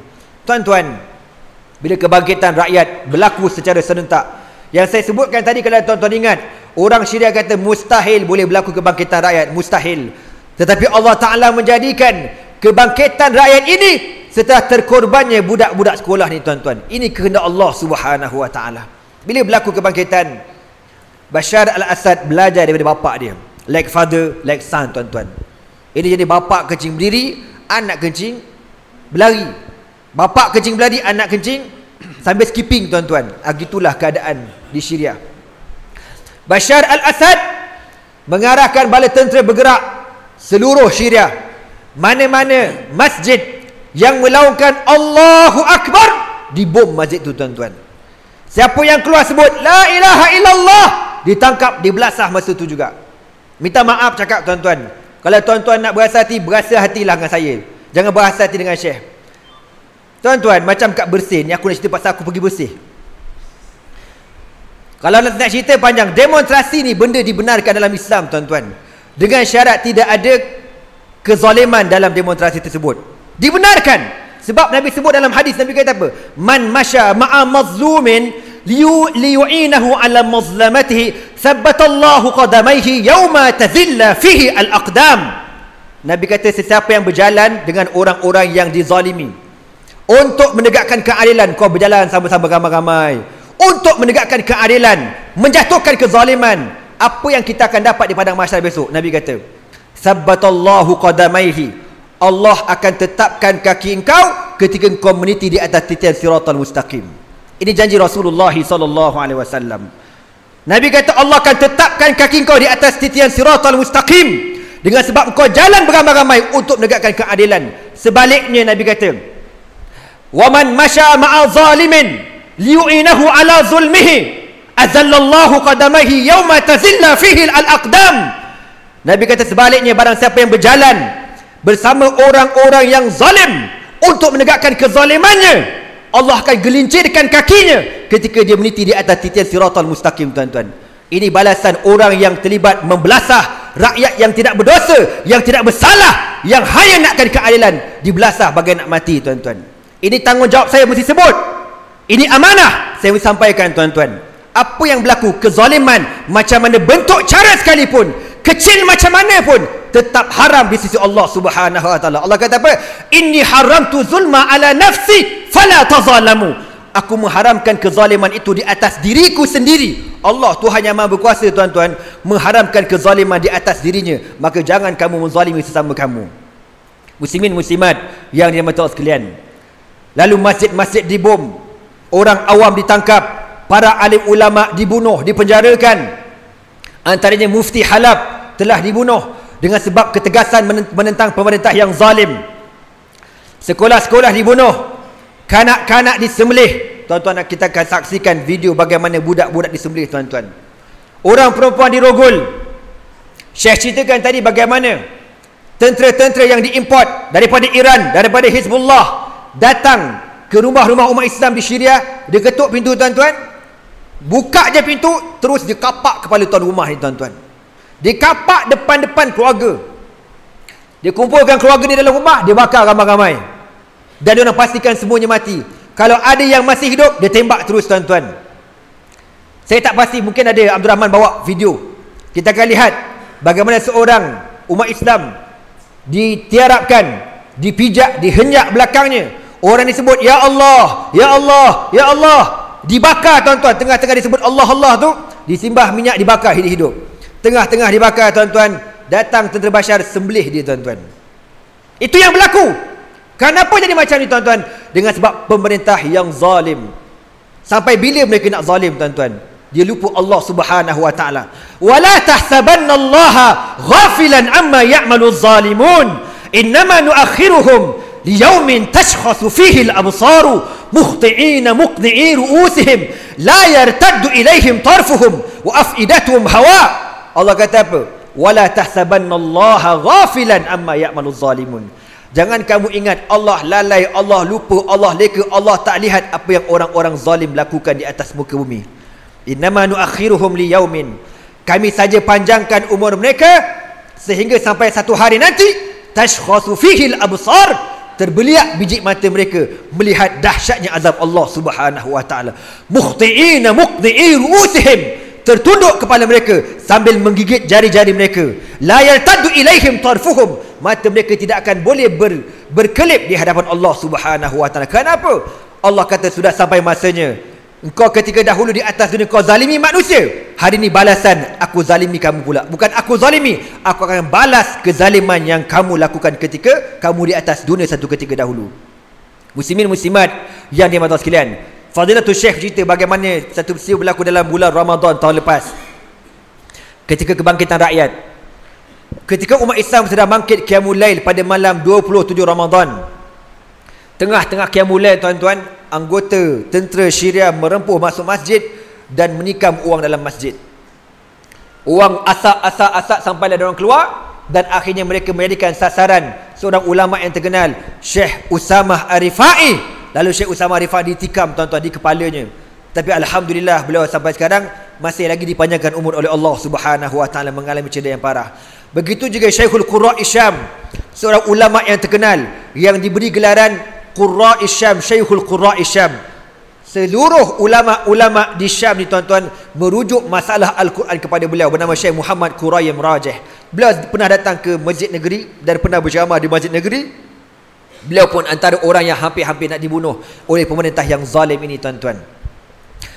Itu yang berlaku di dalam bulan Ramadan. Ketika datangnya Eid Al-Adha, ketika umat Islam menyembelih binatang untuk dijadikan sebagai korban mendekatkan diri pada Allah Subhanahu wa taala, umat Islam disembelih oleh pemerintahnya sendiri. Kezaliman yang tidak tergambar oleh akal fikiran manusia. Kezaliman yang tak tergambar oleh fikiran manusia biasa, tuan-tuan. Hatta binatang pun tak buat kerja gila macam ni, tuan-tuan. Lalu persoalan timbul hari ini, kenapakah kerajaan Bashar al-Assad boleh bertahan sampai sekarang? Negara lain 8 bulan pelingkup habis, tuan-tuan, jatuh. Kenapa Bashar al-Assad boleh bertahan sampai hari ini? Tuan-tuan, dah setahun lebih dia tak jatuh lagi. Jawapan yang pertama, wallahu alam, Allah Maha mengetahui. Jawapan yang kedua, sebenarnya Israel bersama dengan Syria, Rusia bersama dengan Syria, China dan Iran, tuan-tuan, bersama dengan Syria. Kenapa Iran bersama dengan Syria? Kita duk bangga sangat dengan Iran, tuan-tuan. Iran jangan percayalah, tuan-tuan. Cukuplah kita tertipu dengan revolusi Iran pada tahun 80-an. Sebenarnya diorang ni, tuan-tuan, cukup berbahaya kepada umat Islam. Ya, berbahaya. Sebagaimana bahayanya Israel itu. Sebab kalau saya nak cerita panjang, Syiah ni, tuan-tuan, Syiah ni kita ada 4 mazhab. Kita ada Syafi'i, Maliki, Hanafi, Hanbali. Syiah tuan-tuan dia ada 20 mazhab. Dan ada pecahan-pecahannya 70 mazhab, pecahan-pecahannya. Tuan-tuan bayang dalam Syiah ada mazhab nama mazhab syaitaniyah. Ambil kau. Mazhab setan pun ada tuan-tuan. Itu dalam Syiah. Dan yang paling bahaya dalam Syiah, yang Syiah yang ghulat, yang melampau, mereka beranggapan kalau mereka menyembelih umat Islam bermazhab Ahlus Sunnah wal Jamaah, itu akan menyegerakan untuk mengeluarkan Al-Imamul Mahdi. Itu dakwaan mereka tuan-tuan. Lalu Syiah Iran terlibat. Syiah menghantar sniper mereka ke Syria. Hizbullah pun sama. Sehingga Dr. Yusuf Qaradawi panggil Hizbullah ni tuan-tuan sebagai Hizbullata. Hizbun dengan makna kumpulan Allah, kumpulan Allah. Tetapi di sana tuan-tuan, ulama tak panggil Hizbullah dah. Ulama panggil apa? Hizbullat, kumpulan Al-Lad. Lad ini bukan pelukis kartun negara kita tu tuan-tuan. Lad ini nama berhala patung Tok Pek Kong di zaman jahiliah, di zaman Nabi Muhammad sallallahu alaihi wasallam dulu ada patung Hubal, ya, Hubal, Al-Manad, Lad dan sebagainya, nama-nama patung berhala tuan-tuan. Mereka membunuh umat Islam. Kenapa? Mereka sebenarnya dah lama berdendam dengan Ahlus Sunnah wal Jamaah. Ini perkara yang tak boleh kita nak nafikan tuan-tuan. Di waktu yang sama Israel memang memainkan peranan. Israel mengatakan Bashar al-Assad ini merupakan malikun min muluki Israel, raja daripada raja-raja Israel tuan-tuan, yang perlu dipertahankan. Lalu umat Islam di Syria, di kalangan Ahlus Sunnah wal Jamaah, dibunuh setiap waktu, setiap malam, setiap ketika. Yang kita sedih tuan-tuan, Jamiah Dual Al-Arabiyah OIC hanya pekakkan mata, butakan telinga. Mereka hanya bermuasyarat, bermeeting, minum air mineral, sakokok, bertekar darah. Setiap kali diorang meeting, setiap kali dibuat apapun resolusi, umat Islam tetap dibunuh setiap hari, setiap waktu dan setiap detik tuan-tuan. Muslimin muslimat yang dirahmati sekalian, Fadilatul Syekh yang akhir kali memesan kepada kita, para alim ulama seluruh dunia telah mengeluarkan fatwa wajib berjihad di Syria. Wajib. Para ulama kata tuan-tuan, saya baca lama dah benda ni, sesiapa yang berpeluang untuk membunuh Bashar al-Assad, wajib bunuh Bashar al-Assad. Wajib bunuh orang tua ni tuan-tuan. Sebab dia menghalalkan darah umat Islam. Menghalalkan darah umat Islam. Kau bunuh seorang, Allah kata apa? Wa man qatala an-nasa jami'an faka'annama wa man qatala mu'minan muta'ammidan faka'annama qatala an-nasa jami'an. Siapa yang bunuh orang Islam seorang aja, dosa bunuh seorang ni tuan-tuan serupa kau bunuh satu dunia. Wa man ahyaha faka'annama ahyan nasa jami'an. Kalau kau menghidupkan seorang saja, kau selamatkan satu nyawa umat Islam, seperti kau menyelamatkan nyawa seluruh umat Islam tuan-tuan. Itu nak sebut dosa dan pahala yang begitu besar. Kalau kau buat dosa, pahala dosanya besar begini. Kalau kau buat benda kebaikan, pahalanya pun besar juga tuan-tuan. Muslimin muslimat yang dirahmati sekalian, maka kita bertanggungjawab pada hari ini memberi bantuan kepada umat Islam. Syekh kata bukan hanya wang ringgit. Wang ringgit ni yang mampu-mampu, yang tak mampu nak buat macam mana tuan-tuan. Yang penting doa tuan-tuan. Doa tu penting. Tuan-tuan, saya kenal tuan-tuan ni rajin bangkit Kemulian insya-Allah. Ni muka-muka rajin sembahyang jemaah subuh belaka ni, aku kenal belaka ni. Kan? Tuan-tuan sebelum bangkit sembahyang subuh, tuan-tuan berdoalah, angkat tangan malam-malam. Sekadar satu perkataan, dua perkataan, ya Allah, bantulah saudara mara kami di Syria, saudara seagama kami di Syria, umat Nabi di Syria, ya Allah. Mana tuan-tuan, tuan-tuan doa, lalu terbuka pintu langit, Allah makbulkan doa tuan-tuan. Siapa tahu? Ya, sebab tu penting berdoa. Dan tuan-tuan, kita mesti sebarkan sebanyak yang mungkin maklumat ini kepada seluruh umat Islam seramai yang mungkin, di dalam negara kita, di luar negara kita, tentang kejahatan yang berlaku di Syria. Tuan-tuan, yang akhir sekali, Rasulullah SAW sebut, kenapa bumi ni payah nak menang tuan-tuan? Padahal bumi Nabi, bumi Rasul, bumi para sahabat, bumi yang cukup hebat, tetapi lambat menang tuan-tuan. Sebab apa? Sebab Nabi kata, sayanzilu Isa bin Maryam inda manaratil bayda fi syarqi Dimashq. Nabi kata di akhir zaman nanti, Nabi Isa bin Maryam akan turun di Menara Putih sebelah timur bandar Damsyik tuan-tuan. Nabi Isa akan turun, Nabi kata inda manaratil bayda fi syarqi Dimashq, di Menara Putih sebelah timur bandar Damsyik. Tuan-tuan, kalau Nabi Isa akan turun di tempat tersebut, maka ujiannya subhanallah bukan ujian kecil-kecil tuan-tuan. Allah nak beri kemuliaan mendapat Penurunan Nabi Isa itu memerlukan kepada tadhiyah, pengorbanan, sacrifice. Barulah Allah berikan kemenangan kepada umat Islam. Sebab Nabi kata, ala inna sil'atallahi ghaliyah, kecualilah, ketahuilah bahawasanya harga syurga Allah terlalu mahal. Allah takkan beri kepada kita dengan harga yang murah. Syurga ini tahta zilalis suyuf, di bawah kilauan mata pedang. Tuan-tuan, benda ni bukan senang. Allah kata dalam Al-Quran, aku akan uji, dan Allah akan uji, tuan-tuan. Kita baru kena uji dengan gas pemedih hidung, mungkin nak mampus dah rasa, tuan-tuan. Pengalaman aku pergi demo, aku banyak kali pergi demo, tuan-tuan. Biasalah hirup menantang gas resdung hidung tu, tuan-tuan. Tapi yang kena bau ni, subhanallah. Satu je lah, ana akan dakwa puak-puak ni di hadapan Allah subhanahu wa ta'ala, insyaAllah. Takbir. Wallahi, aku akan dakwa mereka di hadapan Allah subhanahu wa ta'ala. Kena gas tu, tuan-tuan, lembik kaki-kaki ni. Kalaulah Allah tak panjangkan umur aku, mampu dah aku, tuan-tuan. Saya ingat, saya nak sebut la ilaha illallah tu macam tak nak lepas, tuan-tuan. Ya Allah, kalau aku mati hari ni, kau jadikan la ilaha illallah akhiru kalami, ya Allah. Kau jadikan perkataan paling akhir la ilaha illallah. Memang gila, tuan-tuan, guys tu. Memang gila. Segi zahirnya memang macam dia nak bunuh rakyat dia. Memang cakap terus-terang lah, tuan-tuan. Memang pelik. Ya. Pelik. Ni bukan saya cerita, ni aku cerita. Last call ni. Saya duduk dekat depan, tuan-tuan.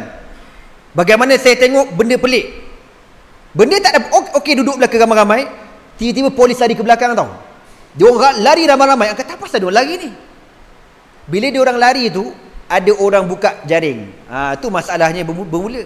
Maknanya ada provokasi di situ. Dia kata dataran dah dibuka, jom orang pergi lah. Bila orang pergi, orang tak tahu kepala ekor. Masa itulah bila polis dah unduk, dia pun tembak belaka, tuan-tuan. Tembak. Kita nampak gas tu pergi tempat lain. Tiba-tiba depan mata kita ada gas. Rupa-rupanya dia pakai gas yang macam botol air tin tu. Pop, dia letak, dia lagi. Tuan-tuan, kalau ada orang yang mati semalam tu, tak payah matilah. Cukup saya katakan zalim tadi. Percayalah janji Allah. Az-zulmu zulumatun yawmal qiyamati. Siap engkau di hadapan Allah subhanahu wa ta'ala. Dalam Quran Allah cerita, ketika Fir'aun seksa ahli sihir, ketika dia orang nak bunuh ahli sihir, apa dia orang kata? Dia suruh ahli sihir sembah Fir'aun. Apa kata ahli sihir yang beriman dengan Nabi Musa? Faqdi ma anta qadin, innama taqdi hadhil hayati dunya. Kau nak buat apa dengan kami, kau buatlah atas dunia saja. Atas dunia kau boleh buat apa yang kau nak, tapi kau tidak akan lepas di hadapan Allah subhanahu wa ta'ala. Faman ya'mal mithqala dzarratin khairan yarah, wa man ya'mal mithqala dzarratin syarran yarahu. Ini janji Allah subhanahu wa ta'ala. Kau buat baik macam mana kecil pun Allah akan tunjuk, dan kau buat zalim macam mana kecil pun Allah akan tunjuk. Dan Nabi sebut dalam hadis, tuan-tuan, sinfani ummati lam arahuma, dua jenis umat aku yang aku tak pernah tengok. Nabi kata di zaman Nabi tak pernah ada dua orang ni. Lam arahuma, aku tak pernah tengok, dan tidak akan masuk syurga. Nabi kata, yang pertama, rajulun ma'ahu siyatun ka'asnabil baqari yadribuna bihan nas. Nabi kata umat yang pertama, sekumpulan manusia lelaki yang membawa cemeti pemukul, memukul manusia. Nabi kata mereka tidak akan masuk syurga, tuan-tuan. Nabi sebut dalam hadis, mereka tidak akan masuk syurga. Yang kedua, Nabi kata nisaun kasiyatun ariyatun ma'ilatun mumilatun ru'usahunna ka'asnamil buhti. Perempuan-perempuan yang berpakaian tapi telanjang, berpakaian menedahkan aurat, berjalan berlengguk-lengguk, kepala mereka macam bonggol unta. Fashion tudung pada hari ini pakai nampak apa orang kata, bentuk sanggul rambut. Nabi kata tak masuk syurga, tuan-tuan. Dua jenis umat ini, Nabi kata aku tak pernah tengok, dan mereka tak dapat masuk syurga, tuan-tuan. Kita berdoa kepada Allah subhanahu wa ta'ala supaya Allah Ta'ala menyelamatkan kita semua, insya-Allah. Amin. Allah selamatkan kita daripada neraka Allah subhanahu wa ta'ala, insya-Allah. Amin. Dan walaupun saya sakit hati, saya bengang, tuan-tuan, jauh di sudut hati saya minta supaya Allah Ta'ala buka pintu hati anggota keselamatan kepada Islam, tuan-tuan, insya-Allah. Amin. Allah buka pintu hati FRU ni, tuan-tuan, semua sekali yang bersama dengan pemerintah yang zalim. Kita minta Allah buka pintu hati mereka. Sebab apa Allah kata, wala tarkanu ilal ladzina zalamu fatamassakumun nar. Jangan kamu condong, jangan kamu sokong kepada orang-orang yang zalim, kamu akan disambar api neraka Allah subhanahu wa ta'ala. Muslimin muslimat yang dirahmati Allah sekalian, sekadar itulah dulu sebagai sedikit daripada kami Dan hujung tu saya tambah sendiri tuan-tuan, Syekh tak cerita pun, aku bertanggungjawab dengan apa yang saya cakap. Kalau siapa-siapa nak cas saya, jangan cas Syekh, cas saya tuan-tuan, jangan cas sini.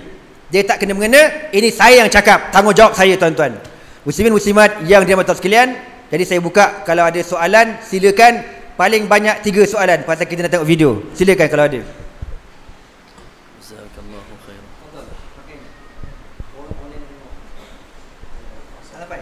Okey, tak apalah.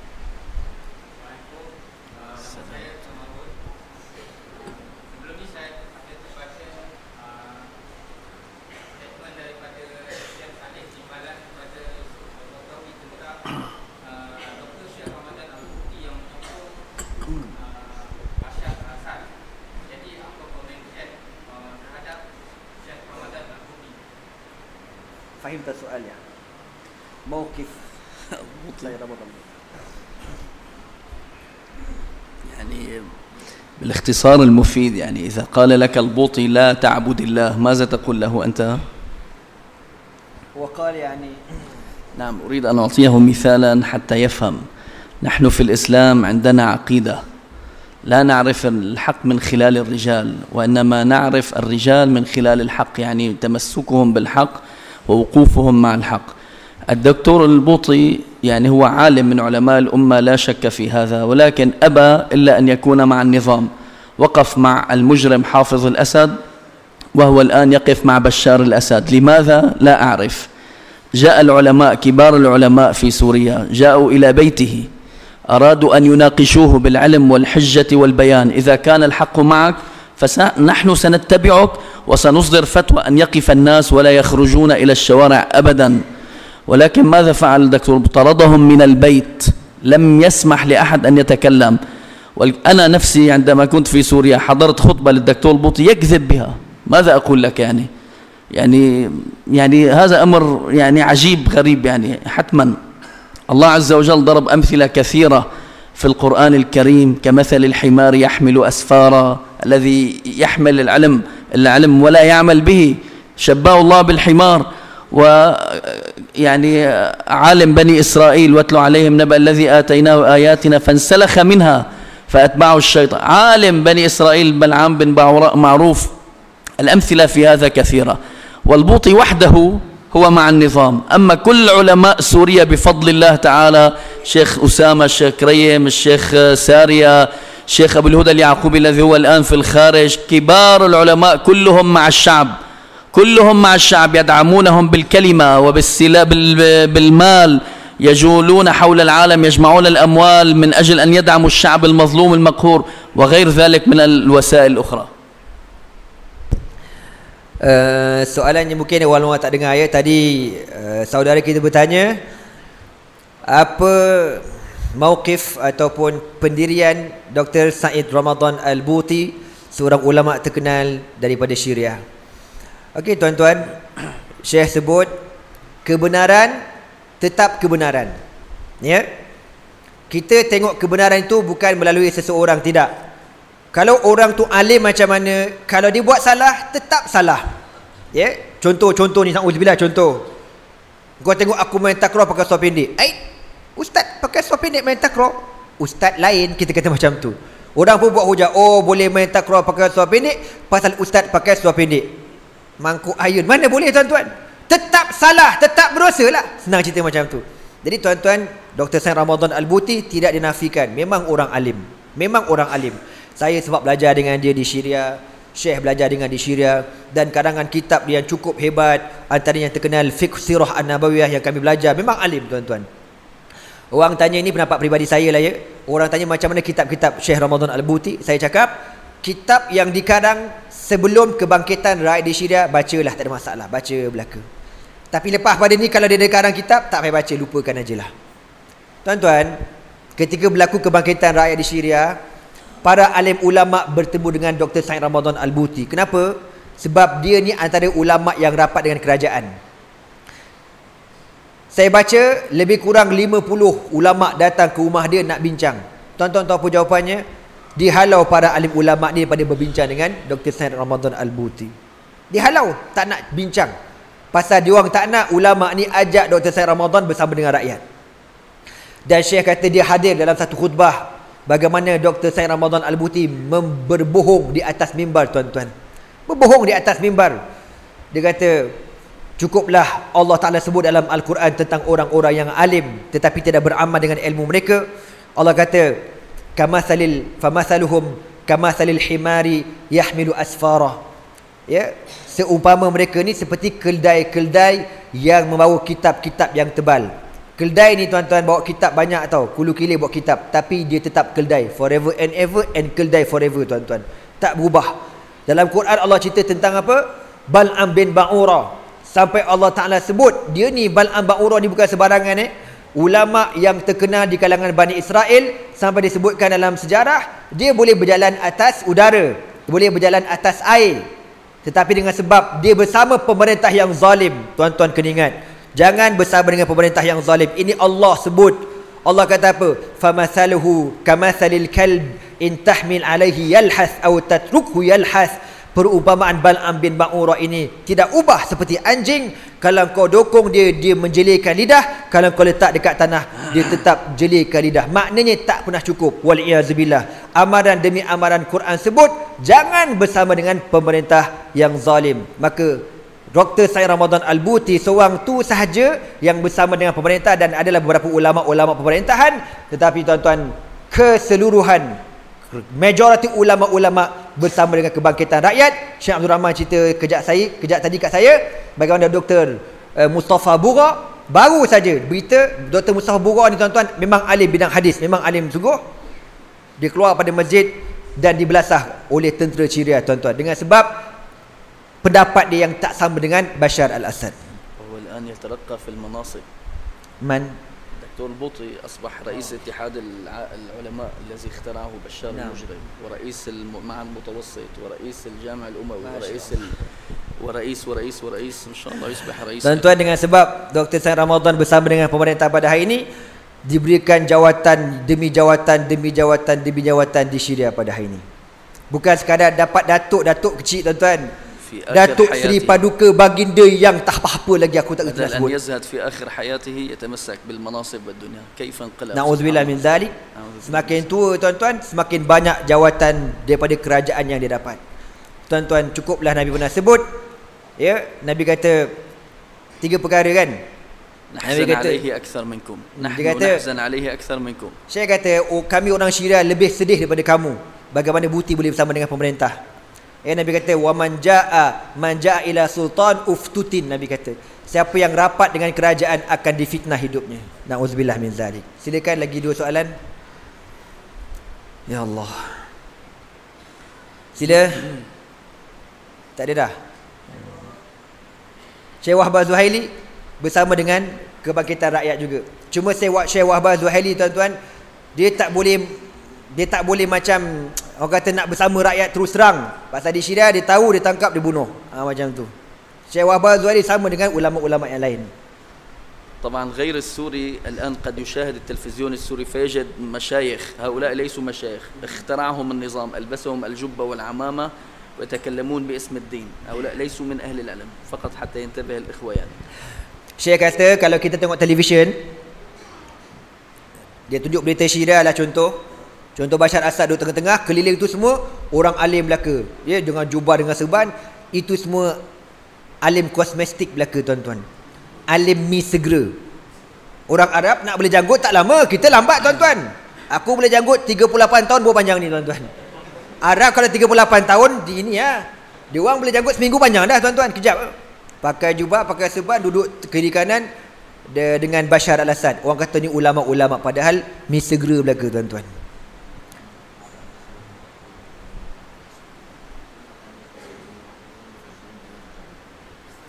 Naam. Okey, afwan ya. Naam. Ya. Okey. Ni suara kena gas ni.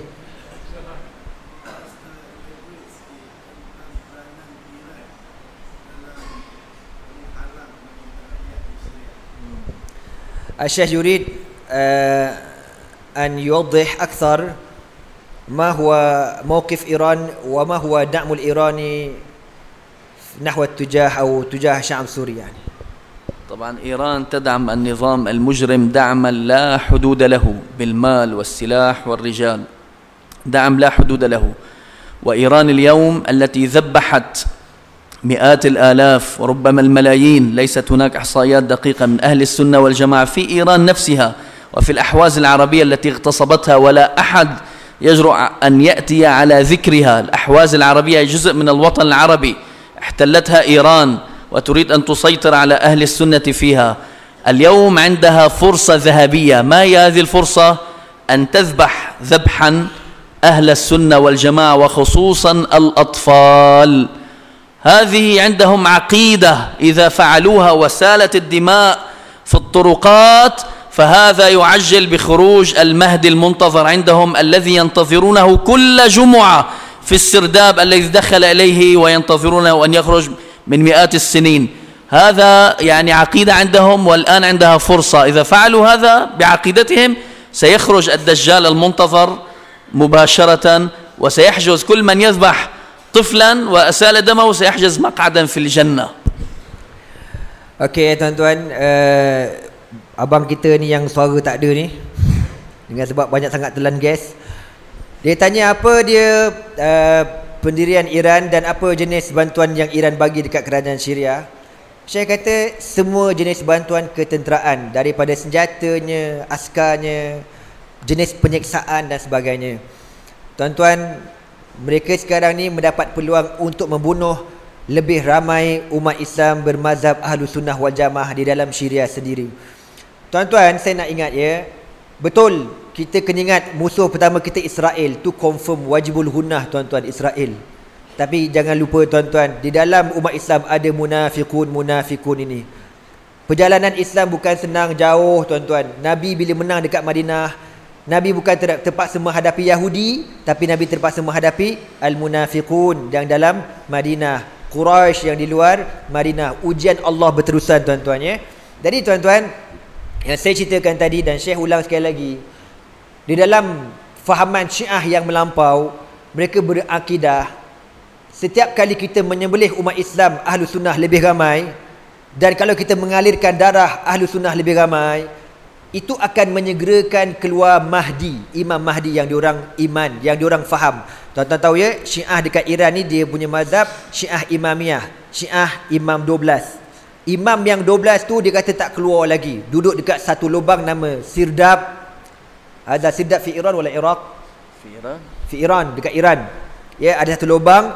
Setiap petang Jumaat ada lubang tu diorang panggil, wahai imam, keluar.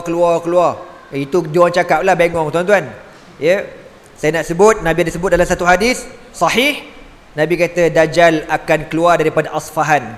Dajjal akan keluar daripada Asfahan diiringi seramai 70,000 Yahudi tuan-tuan. Asfahan dekat mana? Bukan Jockey Road, Iran tuan-tuan. Nabi kata Dajjal akan keluar daripada Iran. Nabi tak kata keluar daripada Amerika, daripada Jerman, daripada Itali, tapi Nabi kata Dajjal akan keluar daripada Iran. Inilah benda yang mesti kita berhati-hati tuan-tuan. Jadi Iran mendapat peluang sebab di Syria majoriti Ahlus Sunnah. Dia punya leader Syiah, bunuhlah seramai mana yang kau nak bunuh. Dan untuk makluman tuan-tuan, Iran itu sendiri, kalau kita tengok pada sejarahnya, asal mereka semua bermazhab Ahlus Sunnah wal Jamaah kecuali leader dia, nama Safawi apa ni.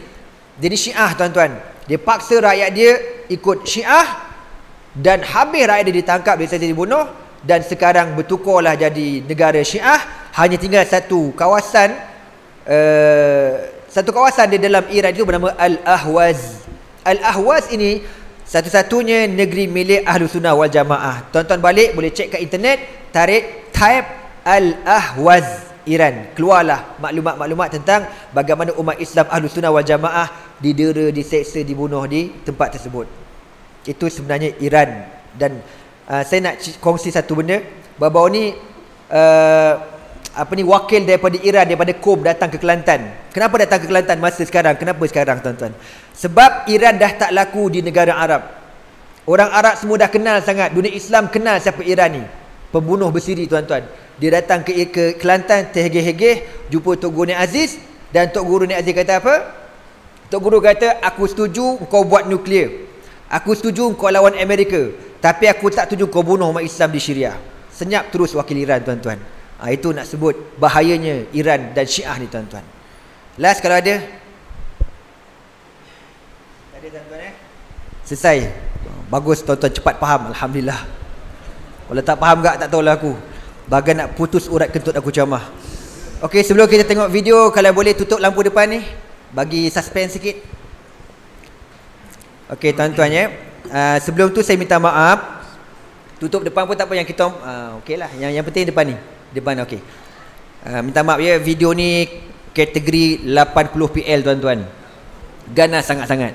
Kalau ada akak-akak yang lemah jantung, pakcik-pakcik yang ada darah tinggi, kencing manis, stroke dan sebagainya, saya nasihatkan tarik diri awal-awal. Bukan apa, nanti kalau tayang korang juga marah ke aku. Aku dah banyak kali kena marah dengan orang tua-tua dah. Jangan tengoklah ustaz, bahaya dah. Aku nak tunjuk, bukan aku bohong, cerita betul kan. Tuan-tuan, mukadimahnya kita akan saksikan.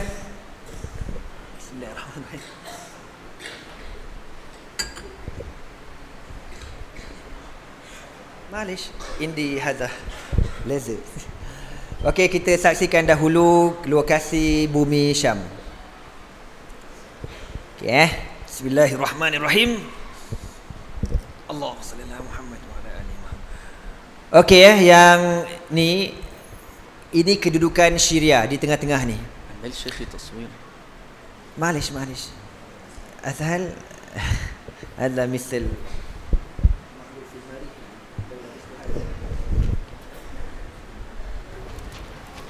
muslimat boleh rapat ke depan. Yang duduk depan ni berani ke? Muslimin ke sini sikit, bagi peluang ke muslimat. Ihtilal. Bagi acik-acik masuk ke sini pasal orang lelaki muslimin dia ada kat sana pun kosong lagi tu. Kita raikan muslimat kita. Okey tuan-tuan itu kedudukan Syam, Syria, Palestin, Lubnan. Okey, lagi cantik macam ni. Pandai pun. Macam tak biasa tengok orang yang pacak je korang ni. Okey tuan-tuan okey, ni Syria. Di sini Lubnan. Di sini Palestin. Ni pantai. Ini Bukit Golan yang dirampas oleh Israel semenjak 40 tahun, milik Syria. Sampai sekarang dirampas, tak diserah-serahkan pada Syria, dan Syria tak pernah ambil tindakan apa dekat Israel. Kemudian bawah ni Jordan, Irbid, Jordan. Ini Dar'a tuan-tuan. Aina Dar'a. Inilah bandar yang mula-mula berlakunya kebangkitan rakyat. Ni bandar Dar'a ni. Oh lah, bateri aku habis dah pula. Okey. Kurah ardiyah. Okey tuan-tuan, afwan, istana ya Abdul Rahman. Ini sepadan Gaza dengan Mesir, dan ini Jordan. Okey tuan-tuan Syria ni menghubungkan jalan darat dengan Eropah. Atas ni semua Eropah belaka, dan menghubungkan jalan darat dengan Asia. Ini Asia tuan-tuan. Malaysia. Ini Malaysia. Oh, TTDI Jaya mana situlah lebih kurang. Syekh Nazmi. 6. Okey, tu Kuala Lumpur, bersih. TTDI Jaya. Tuan-tuan, kalau kita nak pergi Syria jalan darat, boleh tuan-tuan, lebih kurang dalam 11,000 km. Tuan-tuan pergilah seorang-seorang, aku tak nak. Okey, dan dia menghubungkan jalan darat dengan Afrika. Afrika bawah ni. Ini Afrika Mesir, Sudan, Somalia, semua dekat sini. Okey tuan-tuan, jadi kita faham segi kedudukan geografi bumi ini terlalu strategi. Fadhal. Nata'araf ala ailah an-najisah. Ini tuan-tuan berhala ataupun okey malish. Okey, ini keluarga 6 Jahanam. Nak kata apa katalah tuan-tuan, tak ada masalah, memang jahat. Ini Hafiz Al-Assad. Masa saya belajar dulu, dia ni yang memerintah. Orang Syria cukup takut dengan dia, lebih takut daripada Allah Subhanahu Wa Taala. Di belakang dia ni anak dia yang sulung, Basil Al-Assad. Basil Al-Assad ni tuan-tuan sepatutnya yang gantikan Hafiz Al-Assad, tapi dia mati pada tahun 1996. Dengar ceritanya konspirasi yang dirancang sebab Basil ini anak yang baik. Sorry buku, kalau boleh saya nak duduk, minta kursi tu, nak duduk kat sini. Nak syarah sikit kat tuan-tuan. Dia ni kan, dia ni orang Syiah kata jenis anak yang baik, dengar cakap dan tak suka rasuah-rasuah, minum arak tak suka. Jadi diorang takut kalau Bashar al-Assad ni jadi presiden, ya, mana Syria tu akan jadi baiklah. Jadi dia buat konspirasi bunuh anak dia ni dalam satu kemalangan kereta di perjalanan ke airport. Di belakang dia ni nama Majdul Asad. Ni pun dah mati dengan sebab overdose minum arak, dadah dan main perempuan. Dan di belakang ini Bashar al-Assad, presiden Syria sekarang. Orang Syria panggil dia Zirafah, tuan-tuan, sebab tengkuk dia panjang. Dan belakang ni ialah Mahir al-Assad, adik kepada Bashar. Dia ni ketua pasukan komando Syria yang membunuh umat Islam di Syria pada hari ini. Dan yang perempuan ini, mak lampir ini, adik ipar Hafiz al-Assad. Naam, fadal. Rifat al-Assad. Okey, ini muka adik Hafiz al-Assad yang mengetuai pasukan tentera mengebom Bandar Hama pada tahun 1982. Yang perempuan tadi tu bini dia. Naam. Oh, ini gambar yang terbaru, tuan-tuan. Firaun pun pening kepala. Macam mana boleh tangkap gambar ya Bashar al-Assad ni.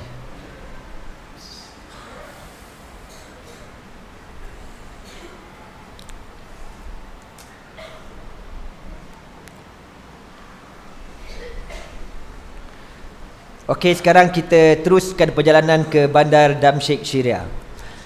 Ini, tuan-tuan, pemandangan Masjid Al-Umawi. Masjid ini asalnya sebuah gereja yang dibeli oleh kerajaan Islam Bani Umayyah di zaman pemerintahan Al-Walid bin Abdul Hakim.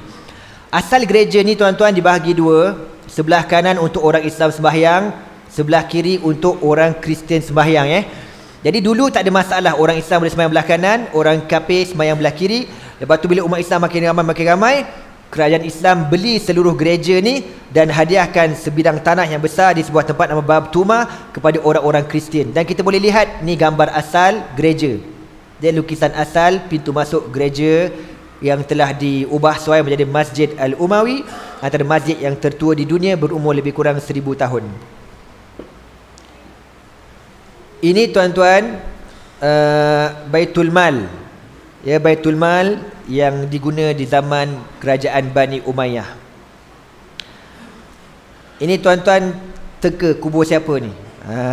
Korang tak kenal kubur siapa ni? Kalau orang Melaka panggil hang tuah ni. Ini kubur Sultan Salahuddin Al-Ayyubi.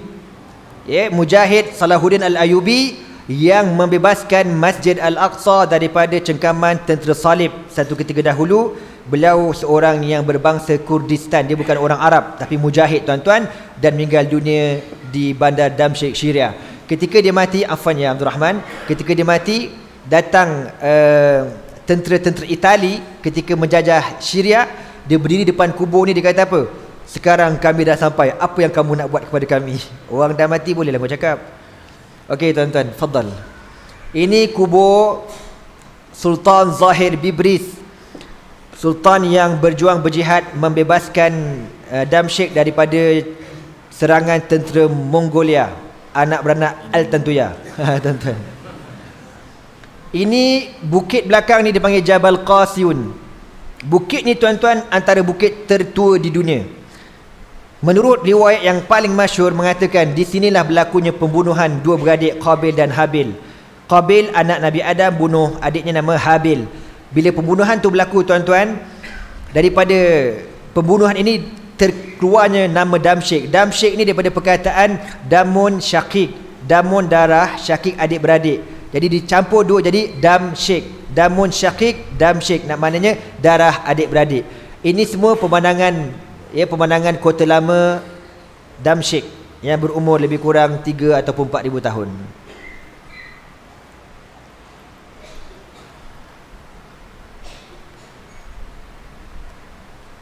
Dulu kita orang belajar asrama kita orang atas bukit tadi tu.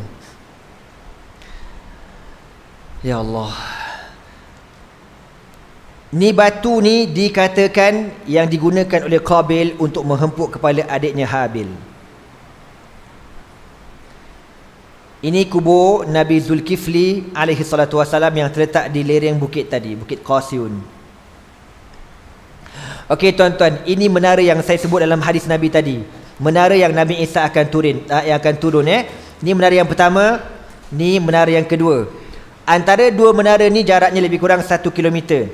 Kemungkinan wallahu alam sama ada Nabi Isa akan turun di menara yang pertama ini ataupun Nabi Isa akan turun di menara yang ini. Menara ni tuan-tuan, yang kedua ni bercantum dengan Masjid Umawi yang kita lihat tadi, ataupun Nabi Isa akan turun antara dua menara ini dan disambut oleh Al-Imamul Mahdi di kota Damsyik, Syria tuan-tuan. Bukan menara KLCC menara di Damsyik. Ini tuan-tuan kubur Nabi Yahya bin Zakaria. Nabi Yahya dibunuh oleh bangsa Yahudi dan kuburnya terletak dalam Masjid Al-Umawi yang kita lihat tadi. Ini tuan-tuan kubur Al-Imamun Nawawi. Tuan-tuan kenal Imam Nawawi? Orang Melayu kalau tak kenal bangang lah, tu terang aku cakap. Kalau Mawi kau kenal, Imam Nawawi kau tak kenal, Imam Mangkuk Ayun lah aku cakap, tu terang. Ulama yang terkenal dalam mazhab Syafi'i yang boleh dikatakan kita ni belajar belaka kitab hadis 40 tuan-tuan. Hadis 40 tu karangan Imam Nawawi lah. Dia mati ketika umur dalam 40-an dan bujang, tak kahwin. Orang yang tersangat alim. Kebangkitan rakyat bermula di kampung dia. Ini kubur ni tuan-tuan, dalam ni ada kubur dia. Dan pokok ni tuan-tuan, bukan pokok kat luar ni pokok yang dalam ni. Yang nampak cabang gitu kan. Pokok tu tumbuh daripada kubur Imam Nawawi dan beberapa kali usaha nak matikan pokok tu, tak mati-mati dengan izin Allah Subhanahu wa taala. Ini dikatakan kubur anak Nabi Nuh, Sam bin Nuh. Ini tuan-tuan kubur siapa? Kubur Sayyidina Umar bin Abdul Aziz, khalifah yang hebat, yang agung, yang menjadi ikon Lim Guan Eng, Ketua Menteri Melaka tuan-tuan. Saya alhamdulillah dah ziarah kubur ni, terletak Ketua Menteri Melaka pula.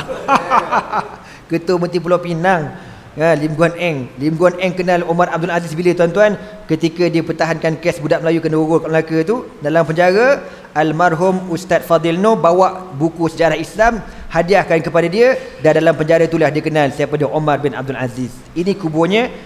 Waraknya dia ni tuan-tuan, sampai Sidi Qablah sampai tahap kubur dia tu, tanah kubur dia ni dia beli daripada seorang padri, dan dia tak izinkan dia ditanam di perkuburan orang awam, sebab dia kata dia tidak berhak ditanam di perkuburan orang awam, bimbang dia menyalahguna kuasa sebagai seorang khalifah, lalu boleh guna harta awam, lalu dia guna duit dia sendiri untuk beli liang lahat dia tuan-tuan. Waraknya Umar Abdul Aziz. Ini kubur Sayyidina Muawiyah bin Abi Sufyan radhiyallahu taala anhu, seorang sahabat Nabi yang mengasaskan kerajaan Bani Umayyah yang terbesar, yang hebat, yang bertahan lebih kurang dalam 92 ataupun 96 tahun. Tuan-tuan tengok kenapa kubur dia ni dipagar dengan besi. Sebab Syiah cukup menyampah dengan Muawiyah. Kalau dia orang pergi kubur ni, dia akan baling dengan batu tuan-tuan. Jadi untuk protect kubur ni ditutup dengan pagar besi supaya tak dibaling oleh puak-puak Syiah. Masa saya pergi pada tahun 2011, nama Muawiyah dekat atas ni tuan-tuan pecah sebab kena baling dengan batu oleh puak-puak Syiah ni. Diorang benci sahabat. Okey, ini tuan-tuan kubur siapa? Lagi hebat ni. Seorang mujahid yang terkenal, yang Nabi gelar dia pedang Allah yang terhunus, Khalid bin Al-Walid radhiyallahu taala anhu. Saifullahil Maslul, yang berjuang berjihad lebih daripada 100 peperangan, dan beliau ditanam di dalam masjid beliau di bandar Hims ataupun Homs, dan masjid itu tuan-tuan pada hari ini yang paling teruk dibom oleh tentera Bashar al-Assad. Ini kubur Khalid bin Al-Walid Saifullahil Maslul. Dan ini tuan-tuan kubur Sayyiduna Bilal bin Rabah radhiyallahu taala anhu, tukang azan Nabi SAW. Kita walaupun tak sempat tengok tuan, dapat tengok kubur pun tak apalah. Tuan-tuan nak pergi Syria memang tak pergi dah, aku tahu. Duit banyak, pergi UK, pergi Jerman, pergi Itali, pergi Phuket. Cubalah pergi Syria lepas kerajaan jatuh, insya-Allah tuan-tuan. Lepas Bashar jatuh kita pergi ramai-ramai. Saya dah alhamdulillah lah dan ziarah kubur ni berkali-kali. Tuan-tuan kalau masuk kubur ni memang sebab hati tuan-tuan. Memang tuan-tuan akan menangis automatik. Terkenangkan Bilal bin Rabah bagaimana dia sayang sangat ke Nabi tuan-tuan. Dia tak sanggup duduk dekat Madinah. Dia tengok kubur Nabi dia nangis. Dia tengok kubur Nabi dia nangis. Dia minta izin supaya pindah ke Syria, ke Syam. Lalu beliau berada di Syria dan di zaman pemerintahan Umar Al-Khattab, Umar nak ziarah dia. Umar rindu buka dekat Bilal. Pergi ziarah Bilal sampai dekat Syria. Umar minta Bilal azan. Bilal kata, aku takkan azan sebab aku ni muazzin yang dilantik oleh Rasulullah. Tidak ada orang boleh arahkan aku azan kecuali Rasulullah, dia kata. Umar menangis-nangis minta tolonglah azan. One more only kan. Bilal pun azan sampai kepada perkataan asyhadu anna Muhammadar Rasulullah. Semua sahabat menangis. Terkenangkan Nabi. Bilal pun menangis dan tak boleh teruskan azan. Itulah yang paling akhir beliau melakukan azan. Beliau meninggal dunia di Damsyik, Babu Saghir, Syria. Ini tuan-tuan kubur ulama yang terkenal. Al-Imam Ibn Kathir, pengarang tafsir Ibn Kathir yang banyak dijual dekat negara kita. Dan di belakang ini kubur tok guru dia Al-Imam Ibn Taymiyah rahmatullahi alaihima. Ini kubur isteri Nabi Ummu Salamah radhiyallahu taala anha. Antara isteri Nabi yang paling akhir meninggal dunia ialah Ummu Salamah. Beliau juga dikebumikan di Babu Saghir di Damsyik, Syria. Ini tuan-tuan Maqam Al-Arba'in. Dikatakan di sinilah tempat berhimpunnya setiap tahun 40 orang wali-wali Allah setiap tahun. Bukan kita nampak orang tu kita tak nampak. Ini jenis geng-geng wali belaka. Kita wali juga, cuma kita ni wali nikah tuan-tuan. Tu masalah kita. Ya Allah. Wada'ta mukabbir saut. Nah. Okey, sekarang kita akan saksikan video kekejaman yang berlaku di Syria. Ya Allah.